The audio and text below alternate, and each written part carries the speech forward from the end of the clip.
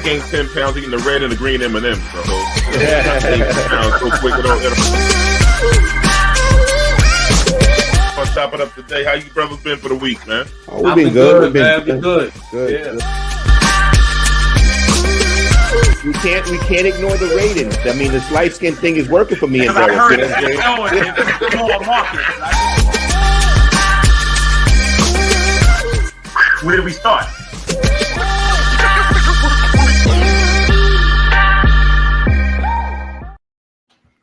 Yo. What's up? Welcome back to Let's Chop It Up. Please follow us on Facebook, YouTube, and Twitter. Like and subscribe. Ring the bell. Tell a friend and tell a friend. Make comments, the good, the bad, and ugly. And one of those four brothers will get back to you. So my brothers from another mother, good to see y'all another week, man. Another 7 days went by. How you guys doing, man? Talk to me. What's up with you, Derik, brother? Hey, man. Just coming to grips with this damn weather, man. I'm spoiled, bro. I got spoiled. I thought we had turned the corner. Now we got this bullshit, man, today, man. Yeah, man. So I'm like, I was ready to grill, brother. I was ready to grill. It was. And plus, you can make a grilled cheese. Oh yeah. I guess I'll do that, man. At home in the house, man. You know, but yeah, man. You know, I guess I'm also coming off the high this weekend, man. I had a great weekend. Went to a wedding. People still get married? Yeah, they still get married. Still get married, brother. And this was one for the archives, man, because I had never been to an Islamic wedding before. So this was a little different. You know what I mean? Nephew married a very nice Bangladeshi woman, girl, Bangladesh roots or whatever that's her family's from. So, it was really nice, man. It was a little different,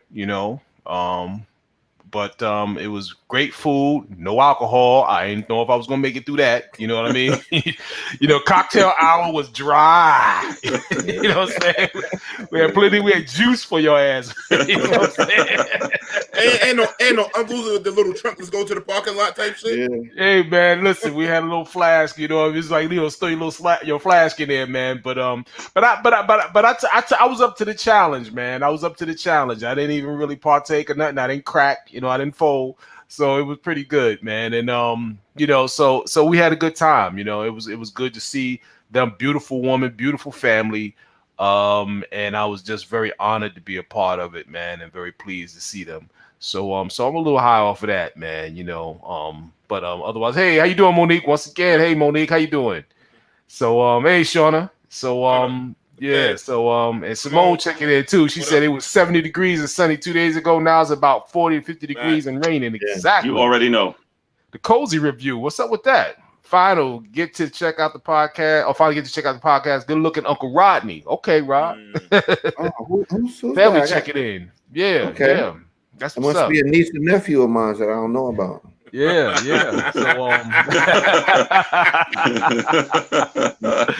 hey man, all in all, man, a very good time, man. I'm back here with you guys, man, doing what we love to do, man, which is chop it up. So yes, talk to me, Rod. You got people checking in, man. What's going on with you, Rod? Yeah. I'd like to know which one of my nieces and nephew that is. I don't recognize the tag.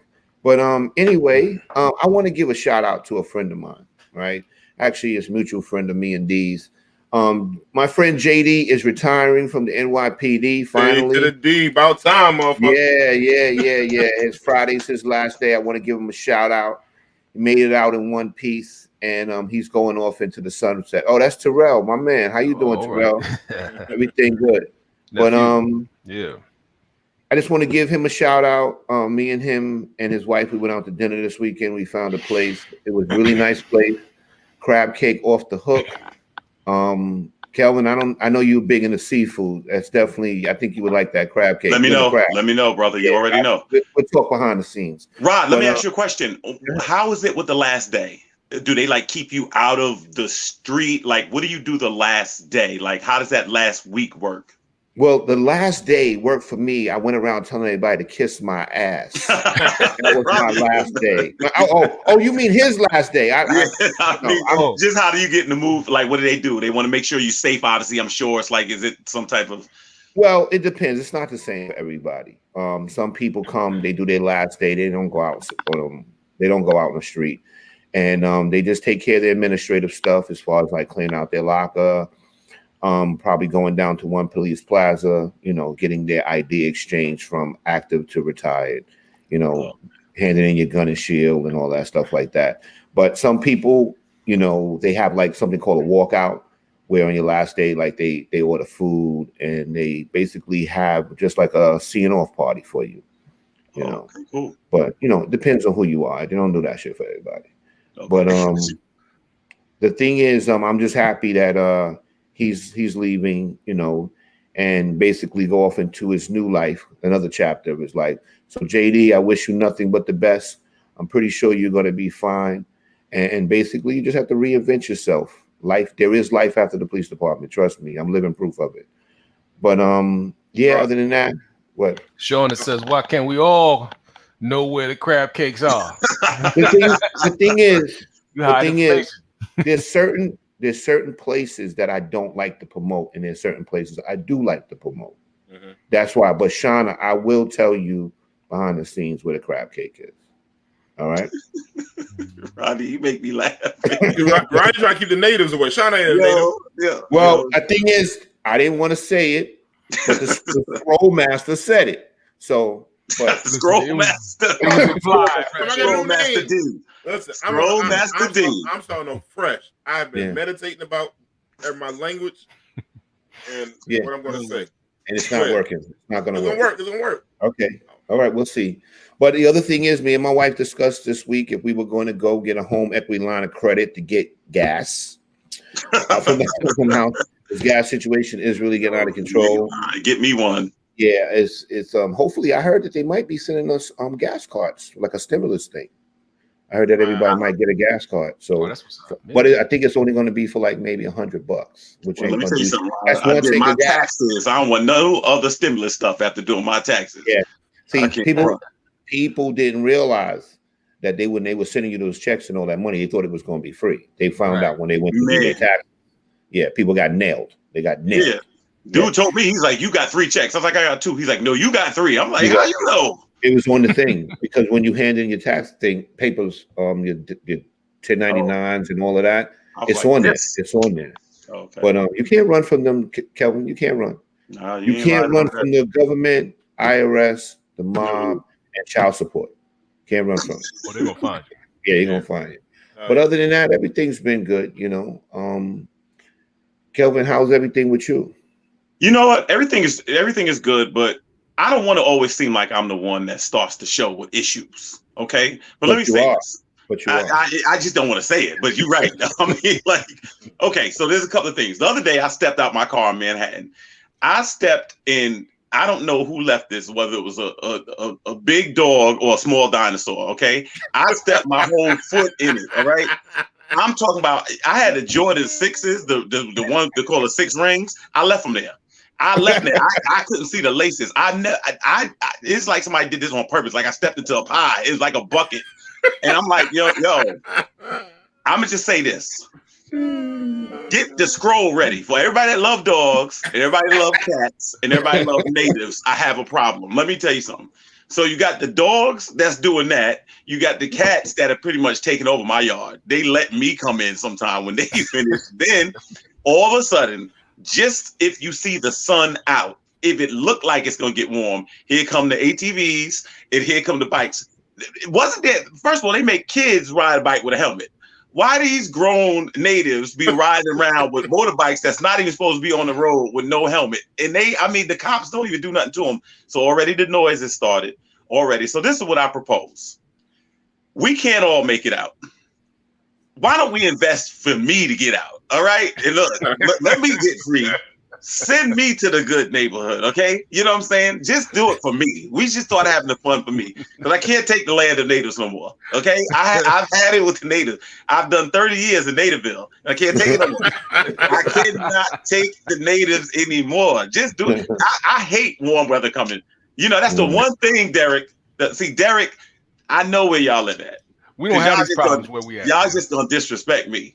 You know what I'm saying? Other day I pulled up in front of Rodney's house and told people I live there. That's how I do. That's what I do. But anyway, you know what it is with the natives. What up, D? What's up with you? Oh man, what Kelvin, a long time ago, we was in a barbershop. What I told you, they got to bring back The middle passage. And I want to tell you, tonight I want to tell you, you are a prophet. I'm telling you that right now. I'm So when telling you. people do crime, There we go. The scroll. Got Derek, you set me Got up. D, you set me up. D, you set me up. He did it on purpose. He knew what he was doing. Yeah. No, bring back the middle passage. Seriously. No, I ain't mad Because at they do you. crimes, you sell people around that whole damn Gulf of Mexico area, bring them the long way. No Panama Canal, all that stuff. Bring them out. Ship their ass for 6 months on a rocking wooden ship. They'll do that. Won't do that crime no more. I'm telling you, all that native, they won't do it. I'm telling you, bring back the middle Oh passage. man, That'll learn you. man, I'm trying to tell you. I'm trying to tell you. So what's good? It was good, D. What's the deal? Everything good, man. My let's see. This week it's kind of sad, man. My cousin Terry grandson got murdered down in Atlanta in Morehouse Monday, day before yesterday. My condolences to you, man. Yeah, we had the news Monday night 20 on road rage. Apparently, the man they got in person of interest, this 39-year-old man got into it with a 21-year-old about a cutting off or something like that. So it's a sad situation, but it's just crazy. Only my family, like we did with 2 murders around the same time last year, this year. So it's like we're just tired. But bring back the middle passage. I'm telling you, man, we stop all this crime shit. Whip them every. Wow, we tried everything else. We tried everything else. I want to be the overseer. Yo, I want to be your assistant. I can't run. I can't run. But see, now you see what's happening right now. Now the light skinned dudes ain't saying nothing on the show. They ain't saying that because they know they the ones gonna have us out there first in the field. They in the good house already. Look at that. See?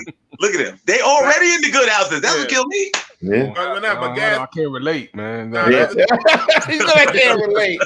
Yeah, we can't relate. Now the other day, man, I was driving, man. Like sometimes you see the ladies at night offer me some ass. I said, no, lady, please give me some gas. I want no ass. I need some gas right now. If you selling gas, baby, I'm your man. But you selling that ass, I don't want no ass right now. Oh my goodness! I need that gas, baby. That shit is. You gonna get us both in trouble. It's real talk shit, man. Now that gas is nothing you should play with. I can't front. Yes, please. Thank you, Mo. Yeah. Thank you, Mo. Thank you, Mo. 20 years old, man. Showing it with the check-in. 21 years old, man. Yeah. But the thing is, like I tell these kids and all this stuff, these kids, but they got to realize he's not even in the life. He's not one of those kids that's in the street. He's not that kind of guy. But the kids that's in the street, when you die at 20 years old, you middle age at 10. So let that sink into you, young people. When you see it, think about that. When you're in 5th grade asking for the bathroom pass, you're a middle-aged man. So you got to really start taking when you start everything. This fighting, this shooting stuff is crazy. You got to let it go, man. But yeah, I want to bring it down the show, but that's what natives get to you. Natives get under your nerves with certain things, man. This is no joke, man. Word up, man. Let me get you pose a question to you, fine gentlemen, right here. Do you feel like it's obligated to share personal success? Do you think like you got to share it, or you got to post stuff and like share your monies and all that kind of shit like that? Oh hell no! Hell like, no. But no. I had to talk with some people in the sports industry. This is real talk. We're talking, right? And the white guys, I work for a sports television. I work on before the pandemic happened, right? And the guy was asking, that the white guy didn't understand, like when we make it out the hood in sports, we gotta take care of everybody. But it seems like it's an obligation to take care because everybody took you to practice, bought you some sneakers, shit like that. Mm-hmm. So we try to explain to the white guy, like that's how shit is in our community. Correct. Like like Uncle so and so drove me to the practice. Like he needed a new car because he drove me that raggedy car all the time. So, what's your thoughts, John? Who's going first? Man, I'll take it. Go ahead, Derek. Go ahead, Derek. Well, shit, man. I don't know about personal success, brother. I ain't that rich, but damn, we all. I ain't that rich. I think we all. He said that rich. And that rich. Yeah, I like that shit. That rich. Yeah. He ain't that rich. I thought. That's to keep Derek from getting robbed. I'm not that rich. Yo, how rich are you, brother? No, let me tell you, man. Listen, man. You don't let nobody know what you got, man, like that, brother. You know what I'm saying? Because people show up, man, and they show up to steal, unfortunately, man. That's just my experiences. So, you really have to watch who you have around you. You know what I mean? A lot of haters out there, and people just sitting in the cut waiting for you to fail, man. So, I don't know. For me, I wouldn't, but I'm obligated to take care of my family. You know what I mean? I'm a family guy. I'm very family oriented. So I'm going to take care of my kids. I'm going to take care of my wife. So Derek, you saying immediate family, but like, how about the aunts, cousins, and shit like that? You know what, man? Depending on how much money we're talking about. Like, if you hitting the lotto or something like that, if we having a discussion like that, I might piece them off a little get right fund. You know what I'm saying? Yeah. You know, call it a little get right fund. You might be worth a bill or something. I might, you know what I mean, and put it to the side or something. And when that's out, it's gone. But that's about it. But Derek, the key in this is: do you feel obligated? Nah, not obligated. Word, Sean.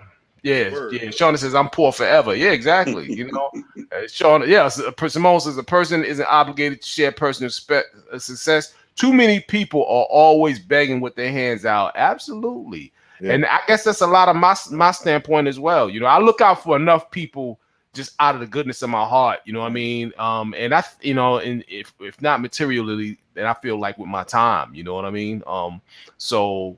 You know, so that's what I feel, but but never out of a sense of obligation, though. You know, I wouldn't want nobody to look out for me out of a sense of obligation anyway. So I think it varies sometimes. I think, you know, in certain families, there's certain people that have put certain people sacrificed a lot for certain people to make it. Correct. You know what I mean? And in those cases, I just think people shouldn't forget. Obligated may be a little strong, but I have to admit, I'd say compelled a lot of times. Like if I had this like enormous disposable income, most of the young people in the family, nobody would have to be like, I'm not going to school because I can't afford it. You know what I mean? I would want to be, if you're trying to do something progressive or productive and I was successful to help you. And the reason I say that, because I've been in situations in my life, certain times where if I had one person just to help me, just a little push. One time I was trying to make payroll for my business. I literally had to go to my uncle and ask him to help me make payroll. And he did, you know, so those little things, I almost feel like I do feel compelled to help people. And sometimes it's almost like a survivor's guilt where it's like, you know, you have somebody that's struggling and you seem to be doing well at that moment. Cause I know what it's like to be on the other end. You know what I mean? I never had financial trouble as a kid at all. But as an adult, I ran into some dry patches where it was like, you know, and I've seen certain people who had it and just would not help. You know what I mean? And so those situations, I kind of feel compelled. But I know what you're saying. I'm not going to buy nobody your car just because I got it. You know what I'm saying? Yeah, you know, you take care of people. Shauna says, once you give once, they'll be back. Yeah, I mean, that's my experience too. You, Shauna, you know what I mean? You have to kind of watch. It's like, okay, Derek got it. He got the good thing. You know what I mean? So, you know, I have to kind of watch out a little bit. But like I said, I do enough for people until it's gone, bro. You know what I mean? I give a lot, man. And I got a lot of people, but you know, I give a lot until it's gone. You know, it might not be a lot for each person, but it's what I can provide and what I can help you with right now, man. You know, my man Rod got to say. What you got to say, Rodney?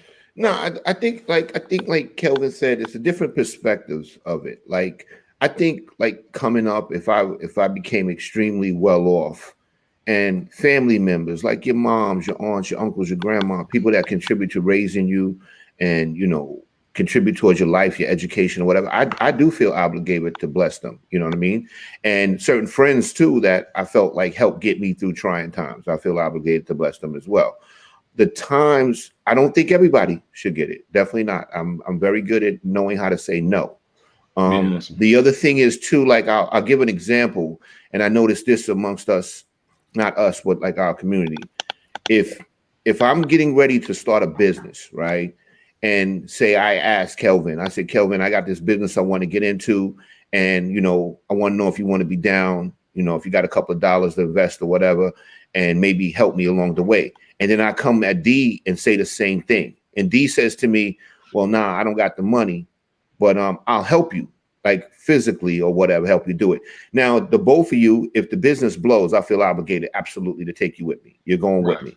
But if D, on another scenario, D says, nah, I really can't mess with it, and I don't got no money or whatever, and then we blow, and then later on D comes back. No, I'm not obligated to help D. I feel that.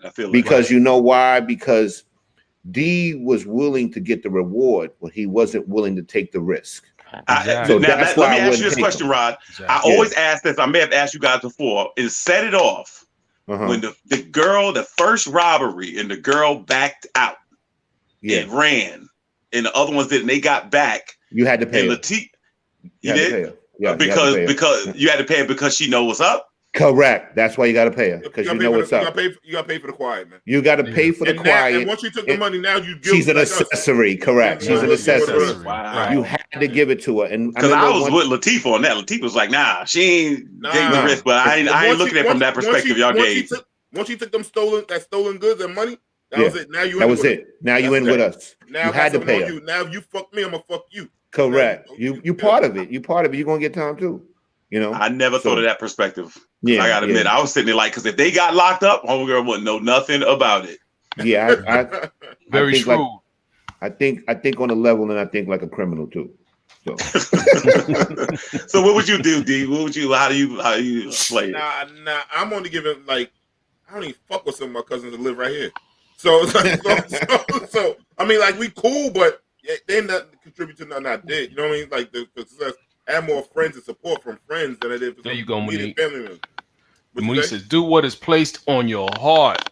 Yeah, you know. Mm-hmm. Yeah. So for me, don't lend money. Yeah, it just be my immediate family, like you said. I'll be certain kind of trust things. I know when Chicken Wing was locked up. This is true. This Chicken Wing was locked up with some real millionaire dudes. Dudes were like 500 million, 30 million. One dude was he stole 300 million from the company he was with. His salary was 30 million a year. The one dude said, the guys that took care of him in jail said, everybody here gets one shot. Whatever you want to do, I'm going to give you one shot. You want 200,000, 300,000, 400,000, you get one shot. And that's it. Don't come to me no more. His no game is strong.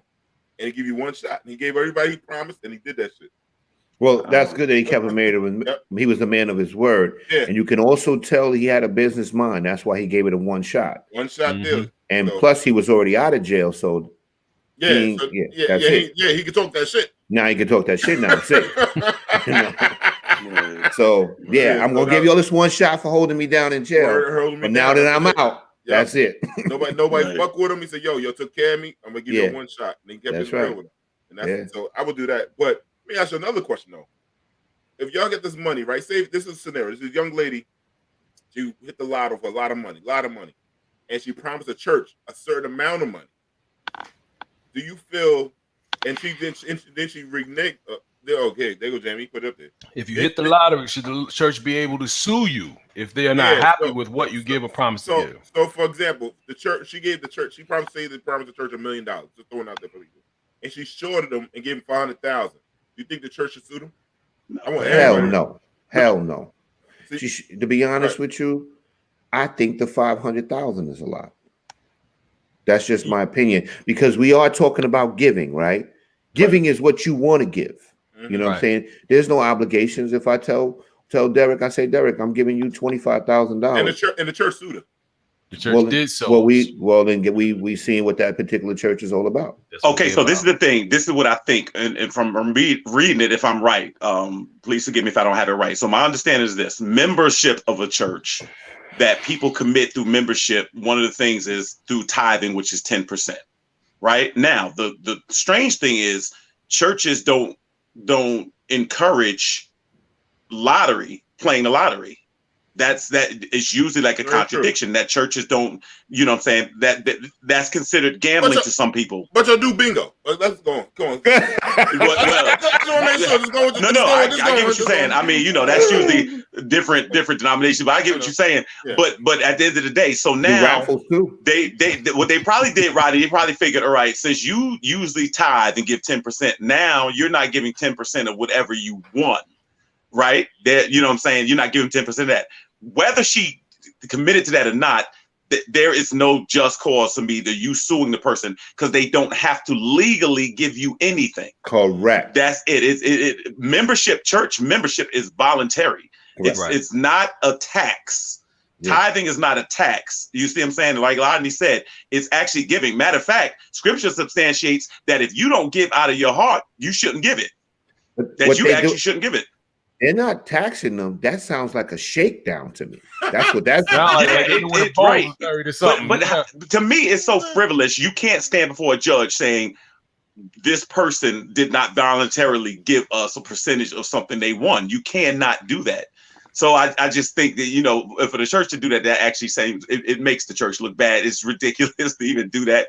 You know what I mean? And to me, I think a person actually could do so much with that money. They may want, I've been in a situation where people say, I'd rather give it to you than give it to some institution because I don't trust them. And that's how, people do that. Somebody want, you know what I mean? Like when I was younger, if I went and spoke somewhere, sometimes the people be like, I want to make sure I gave you this because I wanted you to have it for school or for whatever. Then I didn't want to give it to some institution. And that's how people are sometimes. Because they're afraid that it might not, because they're afraid it might not make your hands.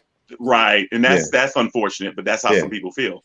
And I'm that way in some certain situations too. I want to make sure a person gets something because I don't want it to get lost somewhere in translation or someone else take it, If God wanted them to have $500,000 or $1 million, he would have gave it to them. Right? You pray, you're supposed to believe in the faith, $1 million would have showed up. You know what I'm saying?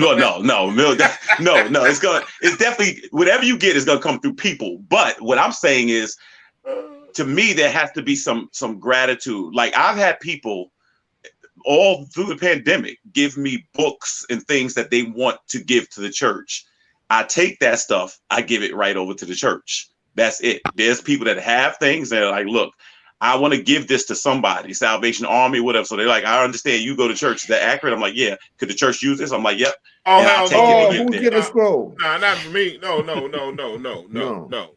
I don't. D, she didn't put a name. No. She didn't put a name. I know she's talking about me. They just want to see a scroll. Look, you are Scroll Master D, though. I mean, come on. You got to get people to do it. No, I'm going 4 solid weeks starting today. Oh, wow. I should have went to appeal. D. She said D. Ain't that a bitch? D, do me a favor, D. Don't put that kind of pressure on yourself. No, I'm not. I'm good. I'm good. You talking about the whole month of April? I am. You look like that. You look like that thing that you sit on the phone with the hands like that. No, but I appreciate anybody giving something to me. If anybody gives you something, you don't say. It'd be like when you was a kid. Maybe get the birthday card. And the first thing you look and open to see that was, what I'm saying? It's so, if you be like, oh, come on, grandma, I mean, a 5, you can't, you can't do it like that. Kelvin, is it common for churches to have like funds to help some of the members out when they're going through hard times? Okay, so this is the thing with that. It depends because I'll give you an example. Churches, some people look at it like almost like banking system. Like, okay, I've paid money into this church for years. Now I'm struggling. So I think it's not a lending institution.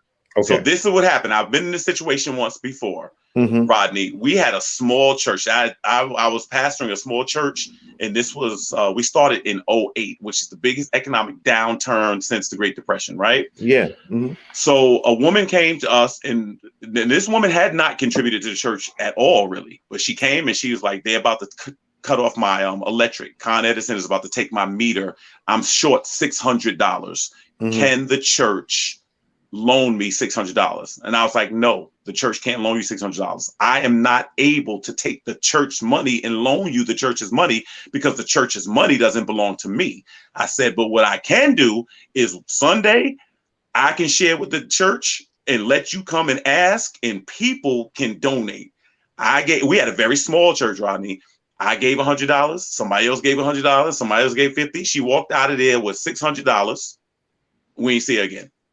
And I mean, that may not be a great example. What I'm saying was to maintain the integrity of what people give to the church. They're not giving it for me to be able to say I can loan it to people. Yeah. But if you have a fire, if you have a flood, if you have whatever, people are gonna come and bring food.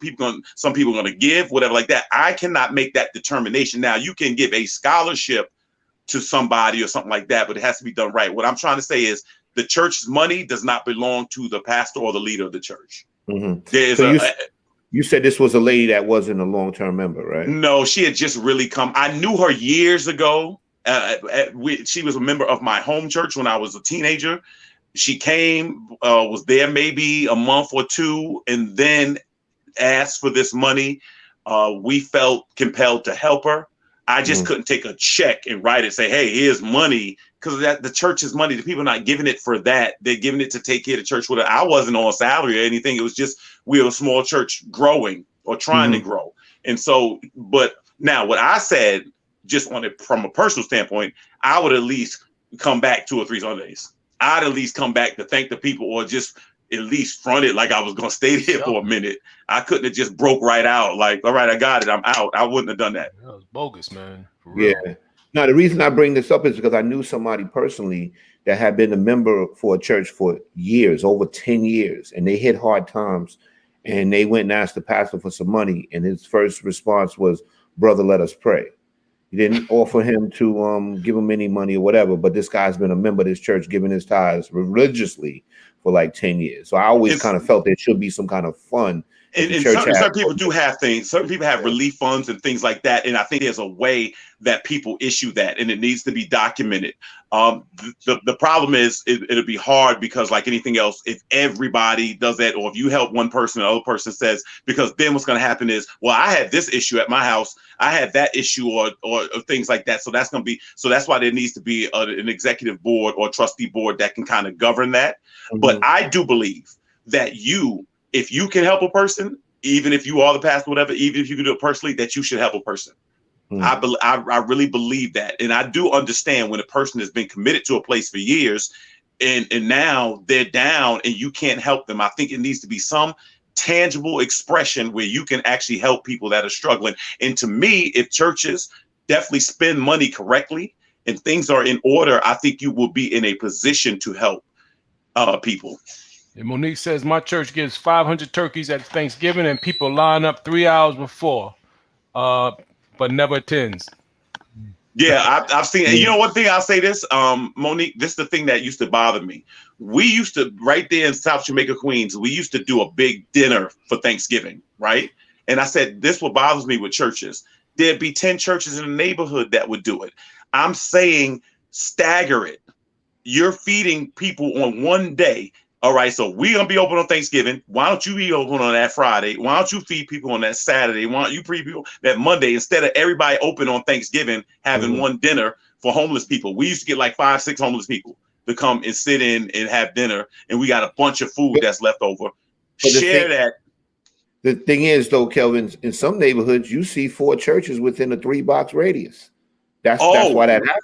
I'll give you a perspective, Rodney. Brooklyn has over 3,000 churches alone. Now, there are probably states that don't have 3,000 churches. Yep. Correct. Everybody's doing their own thing. Right. And that's why you need a collective effort to be able to do that if you're going to feed people.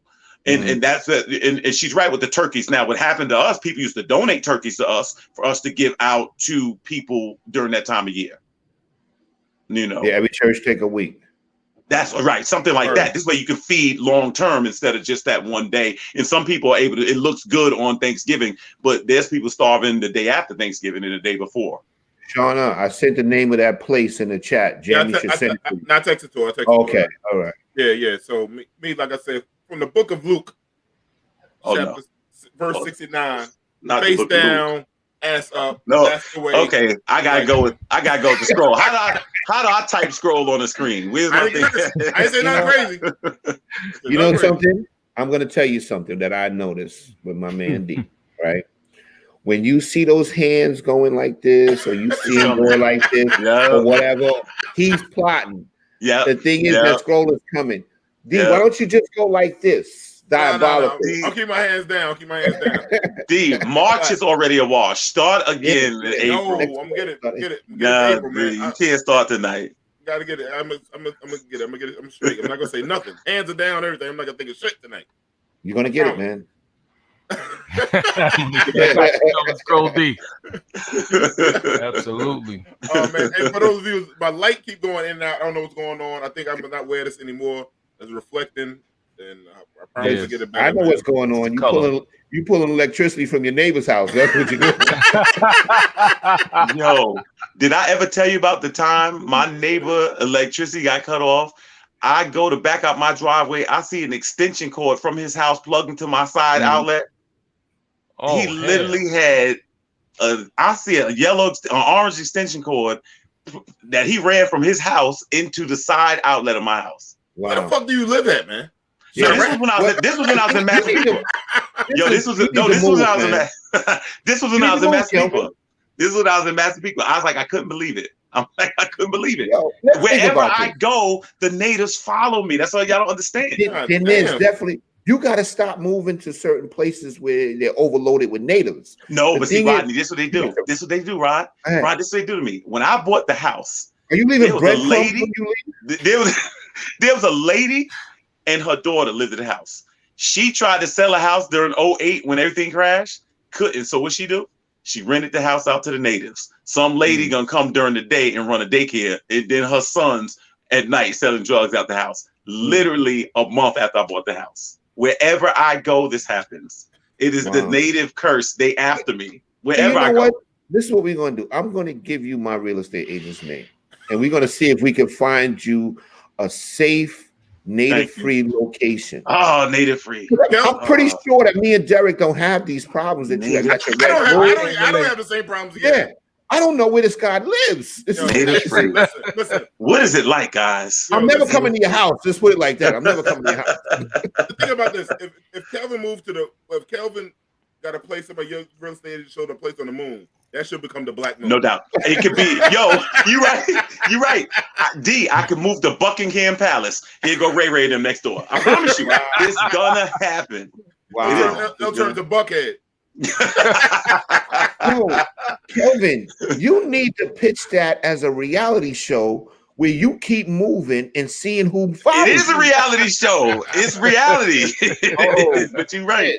No, God damn, Only man. thing I say is just pray over my brothers. Yo, Okay. I'm telling you. Oh man, that's hilarious, man. Yeah. Okay, here we go. There was a video I saw online. It's kind of a trend this week. I just saw it. There was a Black woman explaining why she took her son's father off of child support. Jamie, can you play the video for us, please? So I decided to take my son's father off of child support because it was causing turmoil in our co-parenting relationship. Recently, I looked up a few places for him to get his CDL so that he could possibly start his own trucking company, or he can even carry loads and make money for himself. What I decided was, you know what, Brittany, let me change my mindset. Let me help him help us take care of our child. And that's co-parenting. Amen. You know what that's called? Putting all the bullshit aside and let's just focus on the kid. Exactly. Yep. Look at that. Boy. Getting over that we broke up and you don't want me anymore. Correct. Yeah. Correct. That Whatever happened that broke them up is done. They have a child in common. And the thing is, too, whether it's a son or whether it's a daughter, both children need their mother and their father. You know what I mean? So the thing is, if dad is financially crushed as a result of this breakup, then that's going to limit him to his child as well. Exactly. Because people don't realize that, and let's face the fact, D, we know this. There are women that pay child support as well. Oh yeah. And they don't want to pay it either. Oh yeah. So the thing is that when you get tapped like 17, 25% of your salary, which 27. most like 20, yeah, it's 17. No, it's 17, 25, and 29. That's what it is. Yeah. Yeah. I'm telling you, 27. So the thing is, like, you weren't paying that when y'all was together, most likely. No. You know what I'm saying? No, you're not. So it's going to be financially crippling. I feel like I'm sending counseling right now. Talk to me. Yeah. So let me finish counseling you. So it's going to be financially crippling to whoever's paying it, right? So now, as a result of it, which I've seen it happen to many brothers due to the past employment that I used to have, now you will do more overtime. You will get a second job, which does what? Take you away from seeing your kids, most likely on your visitation days. Yep. So now you get labeled as the deadbeat dad. But no one says that women that got to pay child support, they do the same thing. Because no matter who has to pay child support, it's going to be financially crippling. So now she can work it out with him. They can come to an agreement. that works for the both of them, which is in the best interest of the child, because time with the child is the most important thing. That's the number one thing. So now, if it doesn't work out and homeboy breaks the agreement, she can still always go back and get the child support. Correct. Rodney, I think you laid it out there. I think you laid it out there. Now, this was my concern. Mm-hmm. When you have a woman saying, I have to help a guy I'll help him get his license, I'll whatever. What I always wonder is, from a man's perspective, what were you doing before you conceived this child? Like, in other words, once you have to, in other words, she said, basically, I'm going to invest in just helping him, which is very noble. And that's good if it works for them.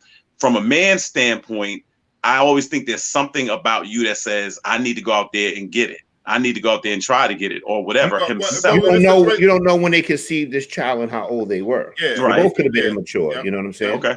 Yep. And the thing is, like, in certain states now, if you go back in the red zone stuff, they take away his driver's license. Correct. They do that here. They do that in New York. Yeah, I know they do in New York. My cousin bring your license and your passport. Yeah. They do. Wow. So they cripple you from earning, and then it's crippling. That's what it's designed to do. Got you. Okay. I have a family member that was a bus driver.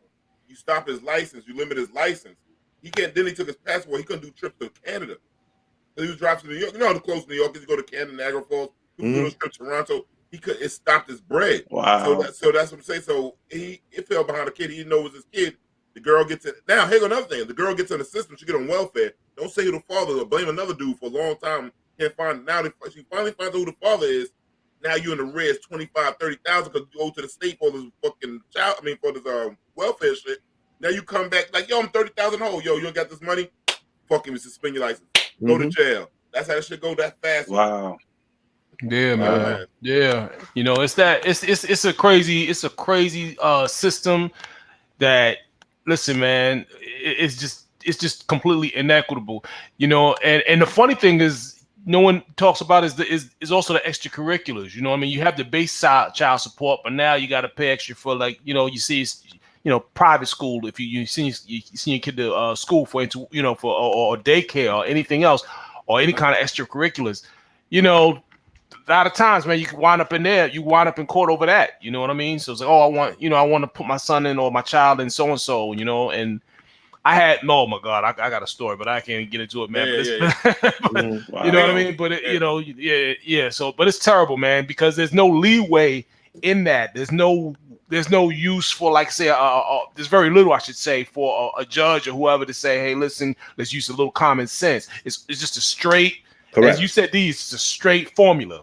You know what I mean? It's just put everything on the table and we just divvy it up a certain way, and it's no negotiable. You know, there's no negotiating. Life doesn't work like that. Next, we're gonna play another video. I should have got for Jamie. This white lady tried to do this guy, and the judge was like, "Hold up, miss, you stayed home on purpose?"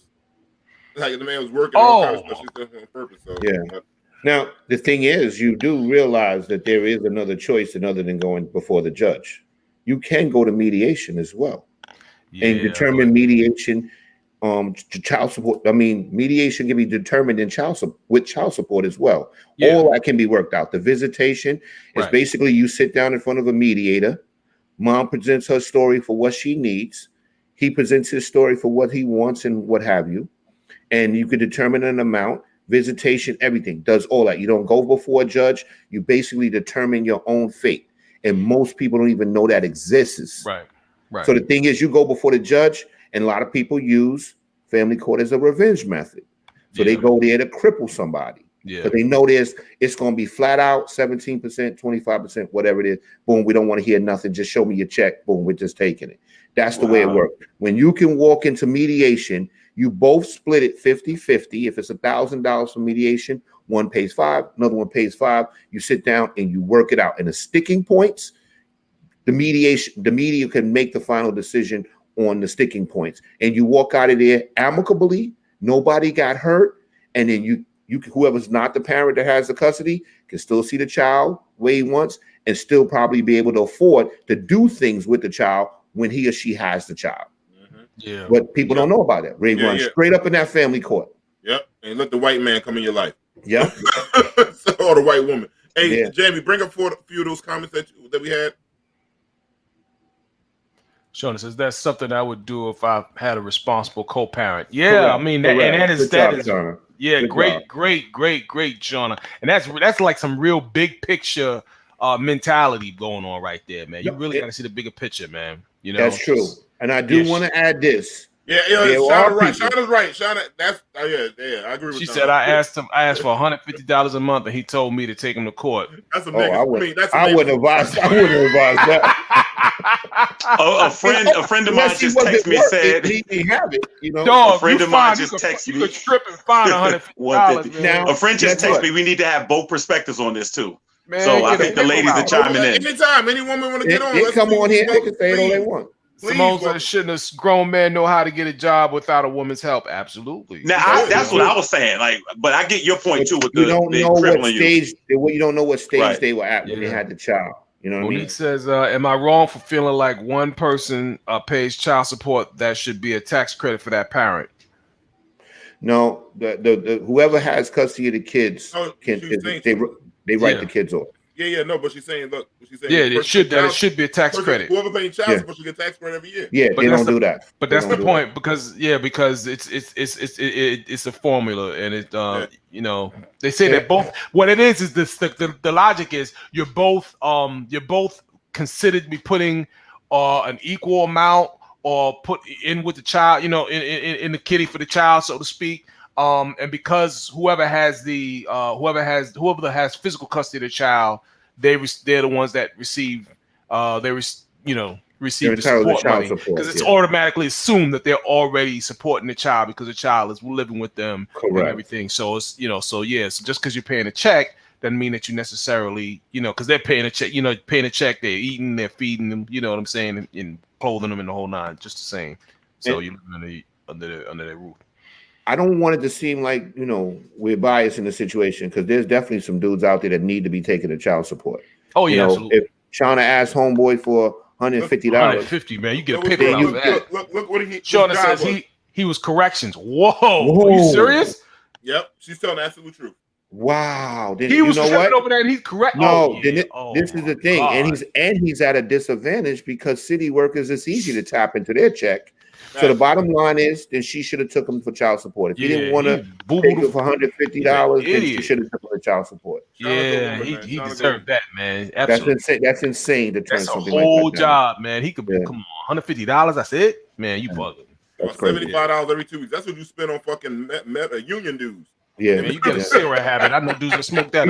He could do an hour of overtime and pay that. Facts. 1 hour. Wow. Well, you know what I'm gonna say, but I don't want to be redundant. What happened? The natives. That's what it has to be. That sounds like native behavior. Y'all burying the lead. He said his union lawyer quit midway. Absolutely, he did. Yeah, absolutely, because he's an idiot. He was crazy. That dude was crazy, man. Yeah. The thing is this: if she had asked for $150 with what he makes and the potential of his earning, he should have gave her $300. Yep. That's what I would have did. I'd have gave her $300. Yep. Just because apparently y'all didn't read my book on native behavior. She was being more fair. I said, no, you know what I'm gonna do? I'm not giving you 150. I'm gonna give you 300. That's what I'm gonna do. Because you're being fair. Thank you. Yeah, man. Absolutely. I'd hit with Russell Simmons. God bless and good night. See, if you read my book called Intro to Getology, I discuss all of this.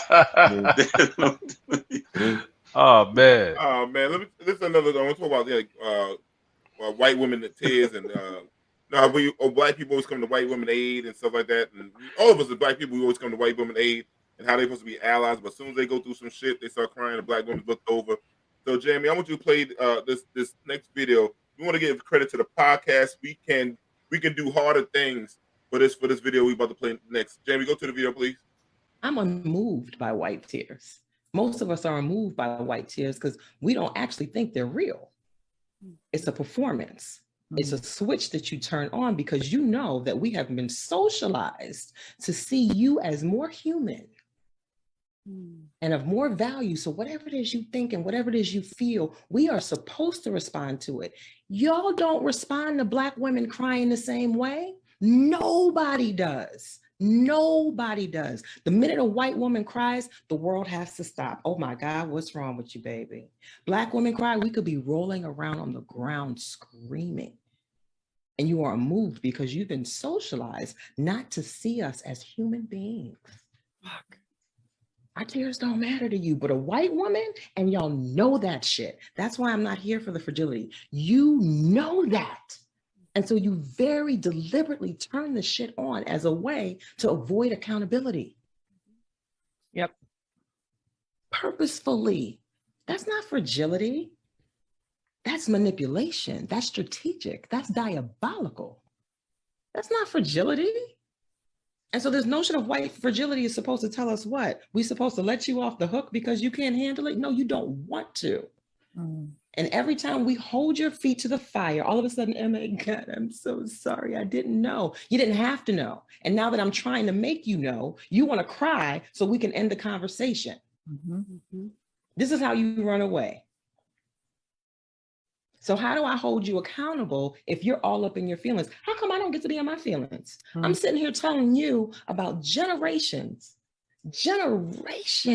of your people, your ancestors killing mine. How come I don't get to turn tears on and move you? Sounds like I should be the one crying, no? Sounds like those tears should be mine. Sounds like the fragility might be mine, but no, I gotta be strong. Look at me. I got to sit here and this is the thing that really pisses me off. In your tears, you now expect me to hold your hand and rub your back and make you feel better because you're crying. Again, you're centered. Your experiences are more important than mine. That shit is diabolical. I'm not here for it. Wow, it hurt when she said, "Yeah, man." You laid it out. I mean, come on. To the queen. You Strong, know, white strong J. Word, white women tears are coffin nails for people, black people, man, in corporate America and shit like that. And white, we always got to cater to them. Like we always got to make them comfortable in every room. That's why I try to tell people. You're right, Sean. Show big. But go ahead, Rodney. Now you finished it. You sure? No, I'm good. I'm good. Yeah. The thing is, Hey, big. it wasn't just that what she said was so powerful. Look at who she was saying it to. That's the whole point. That's what made it so amazing. Because we're going to go in, I'm sure, but kudos to them two white women for actually sitting there and listening actually, taking time to listen. But yeah, absolutely. It's really not much I can have to say after what she said. The only thing I can do is give examples to show what she's saying is true. Because, okay, I don't know. It was. She said that was a real clear and concise read. Absolutely. Yeah, I mean, it's not much you can follow. You can't follow that. The thing is this. When we had those two situations where we had female white police officers shoot and kill two black men, one where she mistaked it for a taser, and the other one she went into the wrong apartment. When they were on the stand, what were they doing? They were crying. They were crying so that they can get sympathy, because that's what they do. When we saw that situation where the guy was in the Central Park bird watching, and the lady, he said something to her about the dog. She weaponized her whiteness, and what did she do on the phone when she called 911? She was crying. Yeah. When white women kill their kids and they go on these press conferences and you hear the helicopters all in the background, the freaking Navy is all out searching for these kids. What is she doing? She's sitting there crying, and that's why it just seems so more like we got to help her. We got to help her. Check in, And there's tremendous. I could go on all day and tell you examples about when they do that. It's just amazing to me. It's so true. It's absolutely so true. What was the guy on the stand? That one that said he gonna sue LeBron for imitating him crying on the stand? That guy, the kid that shot during the riots in Wisconsin. I can see his ass crying now. Yeah, but you know what I mean. And he put on a performance of a lifetime, because that was nothing more than a performance to me. But again, he's crying. He's the one that murdered someone, but he's crying and things like that. And it is strategic. And the way she laid it out, her cadence, her sound, her voice, her calmness, and they sat up there like, when somebody hits you with so much truth, you can't do nothing but sit there and agree. And that's what I think they were. And I think it was very uncomfortable. I'm sure it was uncomfortable for them, especially if anybody acknowledges what the woman is saying is actually true. And this has been generation upon generation that has done this, and the main thing that she says that we've been socialized to look at each other's plight that way. And that's very, very interesting. Mhm. Yeah. No, And if you notice, when they're doing that shit, they ugly cry. They go, ah. Well, that's what he They did. put it Yeah. extra. Yeah, it's Right. just And extra. now It's he's not talking about even he's real. suing LeBron, he's suing this one and that one for Well- imitating him crying. Well, Kyle Rittenhouse. there you go. The right coach, the right culture is using Kyle him. Rittenhouse. Yeah, they're using him. So don't worry. Yeah. Time to take his course on him. Don't worry. Yeah, man. No, the sister, man.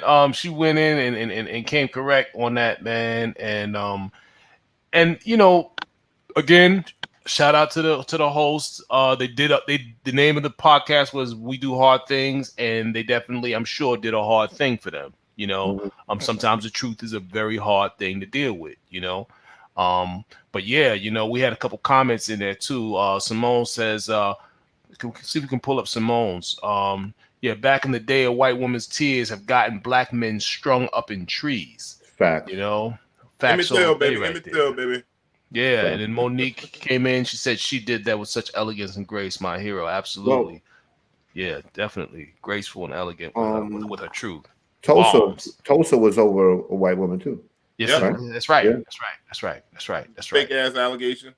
And the tears are just icing on the cake. She don't even need the tears. Her word is enough. But Her think about word is enough. How at work, how white women at work, and they start saying, "You so loud." The way you was talking, you felt threatening. Like, yo, that's right. Emmett Till. You know what I'm saying? Stop the bullshit, man. Like anytime they want they pan to the HR, the next thing you in there and you're in some little corrective action shit or some other kind of goddamn. Not saying it happened to me, but it's just.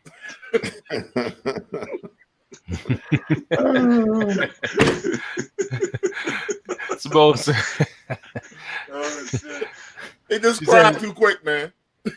Simone says, I've done the ugly cry before, but I tried to cry pretty, but that never seems to work. Yeah, it's hard to cry pretty. When I fired this white girl that had locks, she tried to do them tear shit. That shit didn't work, man. I was like, fuck it. Them shit didn't work. It didn't work in HR because she had locks. She had them regular blonde hair instead of she had them white people Rasta locks. Oh, yeah. It didn't work for her. She got fired still. Yeah. But they cry. Even when they're wrong, they cry. Are you in the club, D? That's why the lights keep going in. I don't know, man. Shit's crazy, man. I don't know what the fuck going on. I got a new laptop. I don't know. I got the ring light here, this big square shit in front of me. I don't know why this shit going on. I don't know. Let me see. Every time I press this shit, the screen keeps getting darker. I have no idea, man. See, look. See, it just did it again. Wow. I paid my bill. Okay, we'll see. That's right, Sean. I fucked them. I mean, not fucked them. Oh, shit. Oh, we getting there. We getting there. No such thing as clear, folks. We getting there. Yeah, you can't see through people. That's right. Yeah. We had a game that said, you're getting warmer. You're getting warmer. Yeah. Nah, I'm good, man. See, Jamie say nice save. That's right. See, he had to be in the bathroom. He had to be in the bathroom. No, he had his finger on the button. On the button. Close. He had to reevaluate it. Yeah, man. Because he felt bad for that bullshit last week, man. Motherfucker. Leave it alone. But you know what you do? Rod, you know what you do? You know, in the NFL, when each coach has a challenge, D should be able to have a challenge flag. They should actually. Challenge flag. And review it. And let the people choose. And let it come play back on slow motion. And then let the people choose if it should be scrolled. Let the people choose. That's right. All right. There you go. Let the people decide. We're gonna go to a commercial break. But shout out to one of our new viewers here. I don't care. They told me not to say, but I like to shout you out. I will not call it a urination break. It's just a commercial break. Jamie, take us a commercial, brother, please.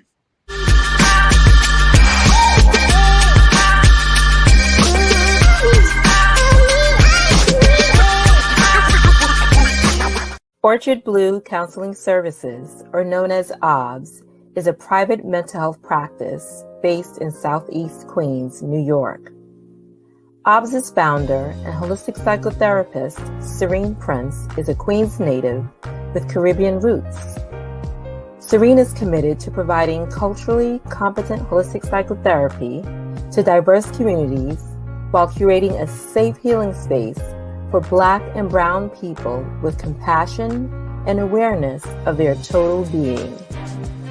As experts in children and teens, We have curated a mental health and wellness community where children are heard, guided in developing a healthy self-esteem, supported in strengthening their inherited resilience, and learn skills to manage their emotions to develop positive relationships with parents, adults, and their peers.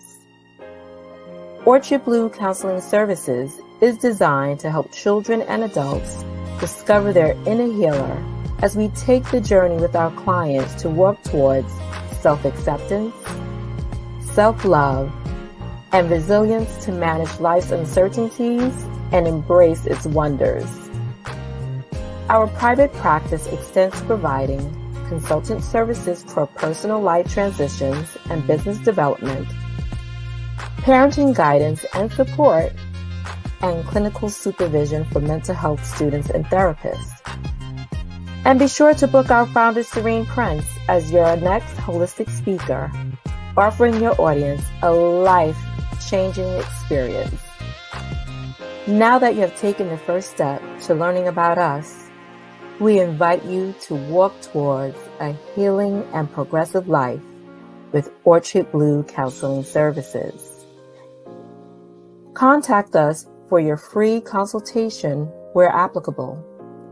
Email or call us at info@orchardbluecounseling.com or area code 516-200-1174. You can also connect with us at our website and social media pages, orchardbluecounseling.com, or on Instagram at orchardblue_counseling SBCS, or Facebook at Orchard Blue Counseling.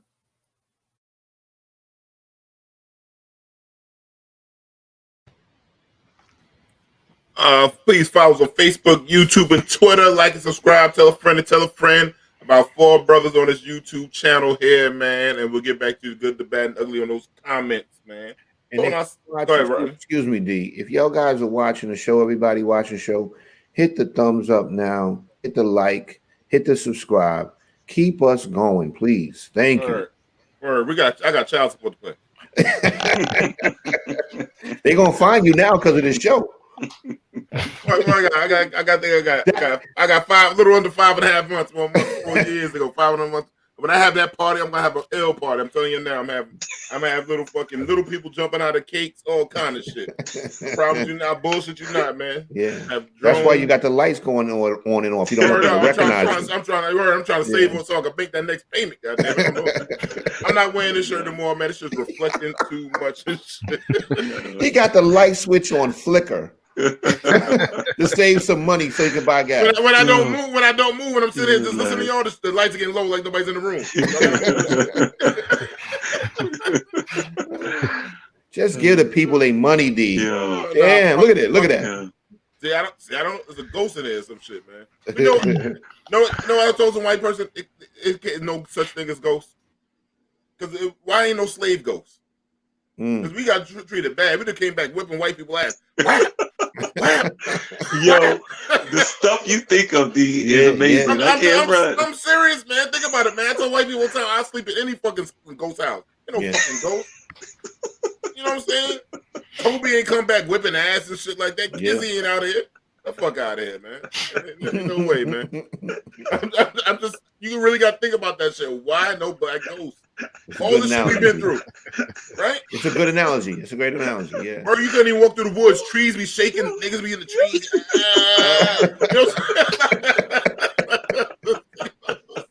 I'm just saying, man. You think about that shit. Oh, you got a point. All the coast, the whole coast from Florida to Georgia, all the fucking beaches be fucked up. Fucking shark be a black motherfucker coming in. I'm just thinking about that shit, man. Think about that shit. Yo, you gotta do animation because people gotta be able to visualize this stuff. I'm serious, man. Oh man, I needed that. Oh man. I just be thinking of shit like that. I don't know. But yeah. Yo, that'd be an ill series. Slave Ghost. Slave Ghost, right? If there's something strange in your neighborhood. Word up. Fuck it up. It'll be the ill kind of boop. Is that a record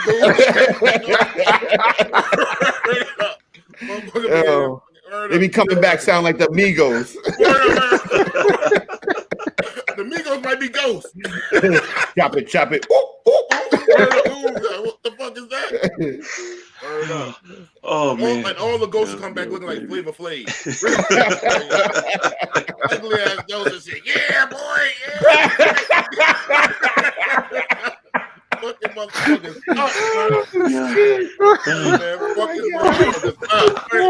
Man. Take a piss and something come out like, yeah, boy. Sell a house. Sell a house. I should just kill him, man. Yeah, ugly ghosts and shit. Oh man, y'all crazy. Y'all crazy. After you guys should be hitting the thumbs up and the like just for that. hit it for that. I'm sorry, man. Oh, Jamie, I promise, Jamie, I'm getting back on the topic. Getting back on the topic. I'm sorry. I went over about 5 minutes. My bad. Let me see. Okay. Mayor Adams just lifted a vaccine mandate ahead of the MLB opening day. Thoughts, gentlemen? Now Kyrie Irving can play. Aaron Judge. It's a few other Mets. You called it. Yeah, D, you called it. You called it. Like D said the major league was going to get it lifted, and I said that they were going to lift it for Kyrie to play for the playoffs. Absolutely. It does not surprise me at all. Yep. The money too long, man, in baseball, man. Baseball is totally different crowd, totally different money. New mayor too. They got what? More home games. They got way more home games than the basketball team. Baseball would have been plays for people. Baseball played 81 home games. Yeah. Plus they're going to miss the games in Toronto. Yeah. So that's what's going to be a big kick. And the Yankees played 18 games against Toronto and the people that's in their division. So they would have missed a total of what's that? 9 games plus 81. What's that, y'all? 90 games, something like that. Let me carry the one. Hold on. Yeah. So you talking about 90 paychecks? Yeah. And you got the richest owner, probably one of the richest owners in sports, and Steve Cohen, and he's money going. Richest in North American sports. That's correct. Yep. So when people need that, when they got to run for those races and all that in the Senate, he got different kind of money. Correct. So he's like, listen, remember that time I gave you this and I paid for these dinners, and so you can And raise this money. You got the midterms coming up too. Correct. Yeah. It's a different kind of money. Different type of money. I mean, I think the owners of the Nets is who? They're still them Russian drug lords. I mean, I'm sorry. No. I think they sold. Allegedly. I mean, sorry. Yeah. Allegedly. Yeah. No, they sold. They sold. I don't want no bullets in my back. I'm just saying right now. Yeah. I see what y'all doing to Brittany Griner. Yeah. Nah, they sold. I like my freedom in life. Hey, I think Adams though, man, he probably just wanted to not make it seem like he was caving though. You know what I mean? I just think he just wanted to just kind of stretch it out, talk kind of big, and just be like, okay, you know, the writing was on the wall, but he just wanted to not make it seem like it wasn't his idea. No, man. The thing is, like, he could have went definitely different from De Blasio. And I think that's where you got to separate yourself from this clown ass dude, De Blasio. But that's the thing, D. Because of the party, they're from the same party. I said last week. I said he inherited this. So and I agree with Derik too. He been in office 3 months. He held a tight line until now. Mm-hmm. You know, I think that he didn't look like he caved day one. Oh shit! D on the black.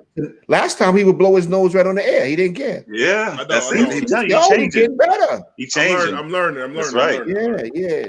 Did you check to see if you had a booger in your bed? Oh shit! Yo, I'll say this.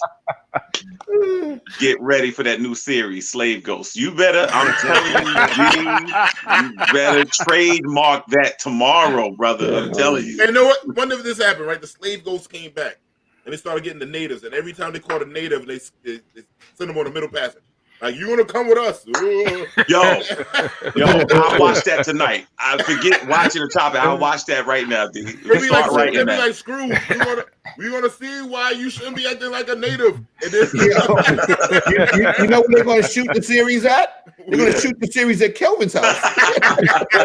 Yo, I got plenty of extras. Again, bro. They Boy, gonna shoot natives that for Capra, right at boy. Kelvin's house. Yeah, coming soon on Netflix. Netflix, that's right. It's making a lot of sense. Word up. Tell you, So man. we got to write that up. We got to write that up. Definitely, no doubt, no doubt. It's the If script that writes anybody out there itself. is a writer, if anybody's out there to write us, a writer, contact us. Dead serious. Word up. Dead serious. I'll make that shit funny as fuck. Just give me a pen, goddamn. Give me a pen. I write jokes all day, goddamn. But yeah, man. So I mean, this whole thing it got kind of weird, man. The whole like motherfucker be sitting right there next to the motherfuckers on the road and not be vaccinated, and players could come in from other states. They should have just did it like Canada.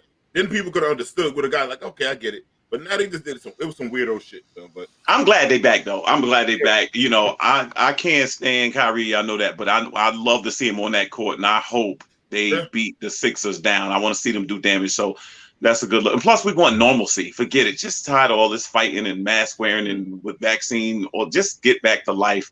And that's it. I'm ready for it. Yeah, I got to see a reminder of a show, but I ain't got slave goals. Yeah.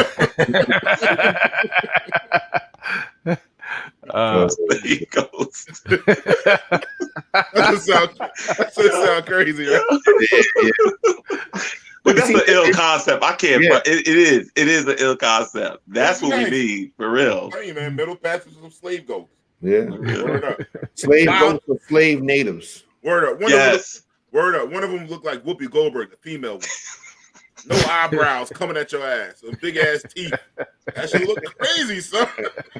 Look crazy. No eyebrows coming at you. Slave goat. Oh man. yo, the eyebrows did it for me. Yo, are the ghost pants gonna be sagging? Oh, and they might trip when they chase you. Yeah. No. All right, we can't give it all away. We can't give it all away. See, save some. Save it for off the show. Yeah. Oh, we got another topic. Eric Adams.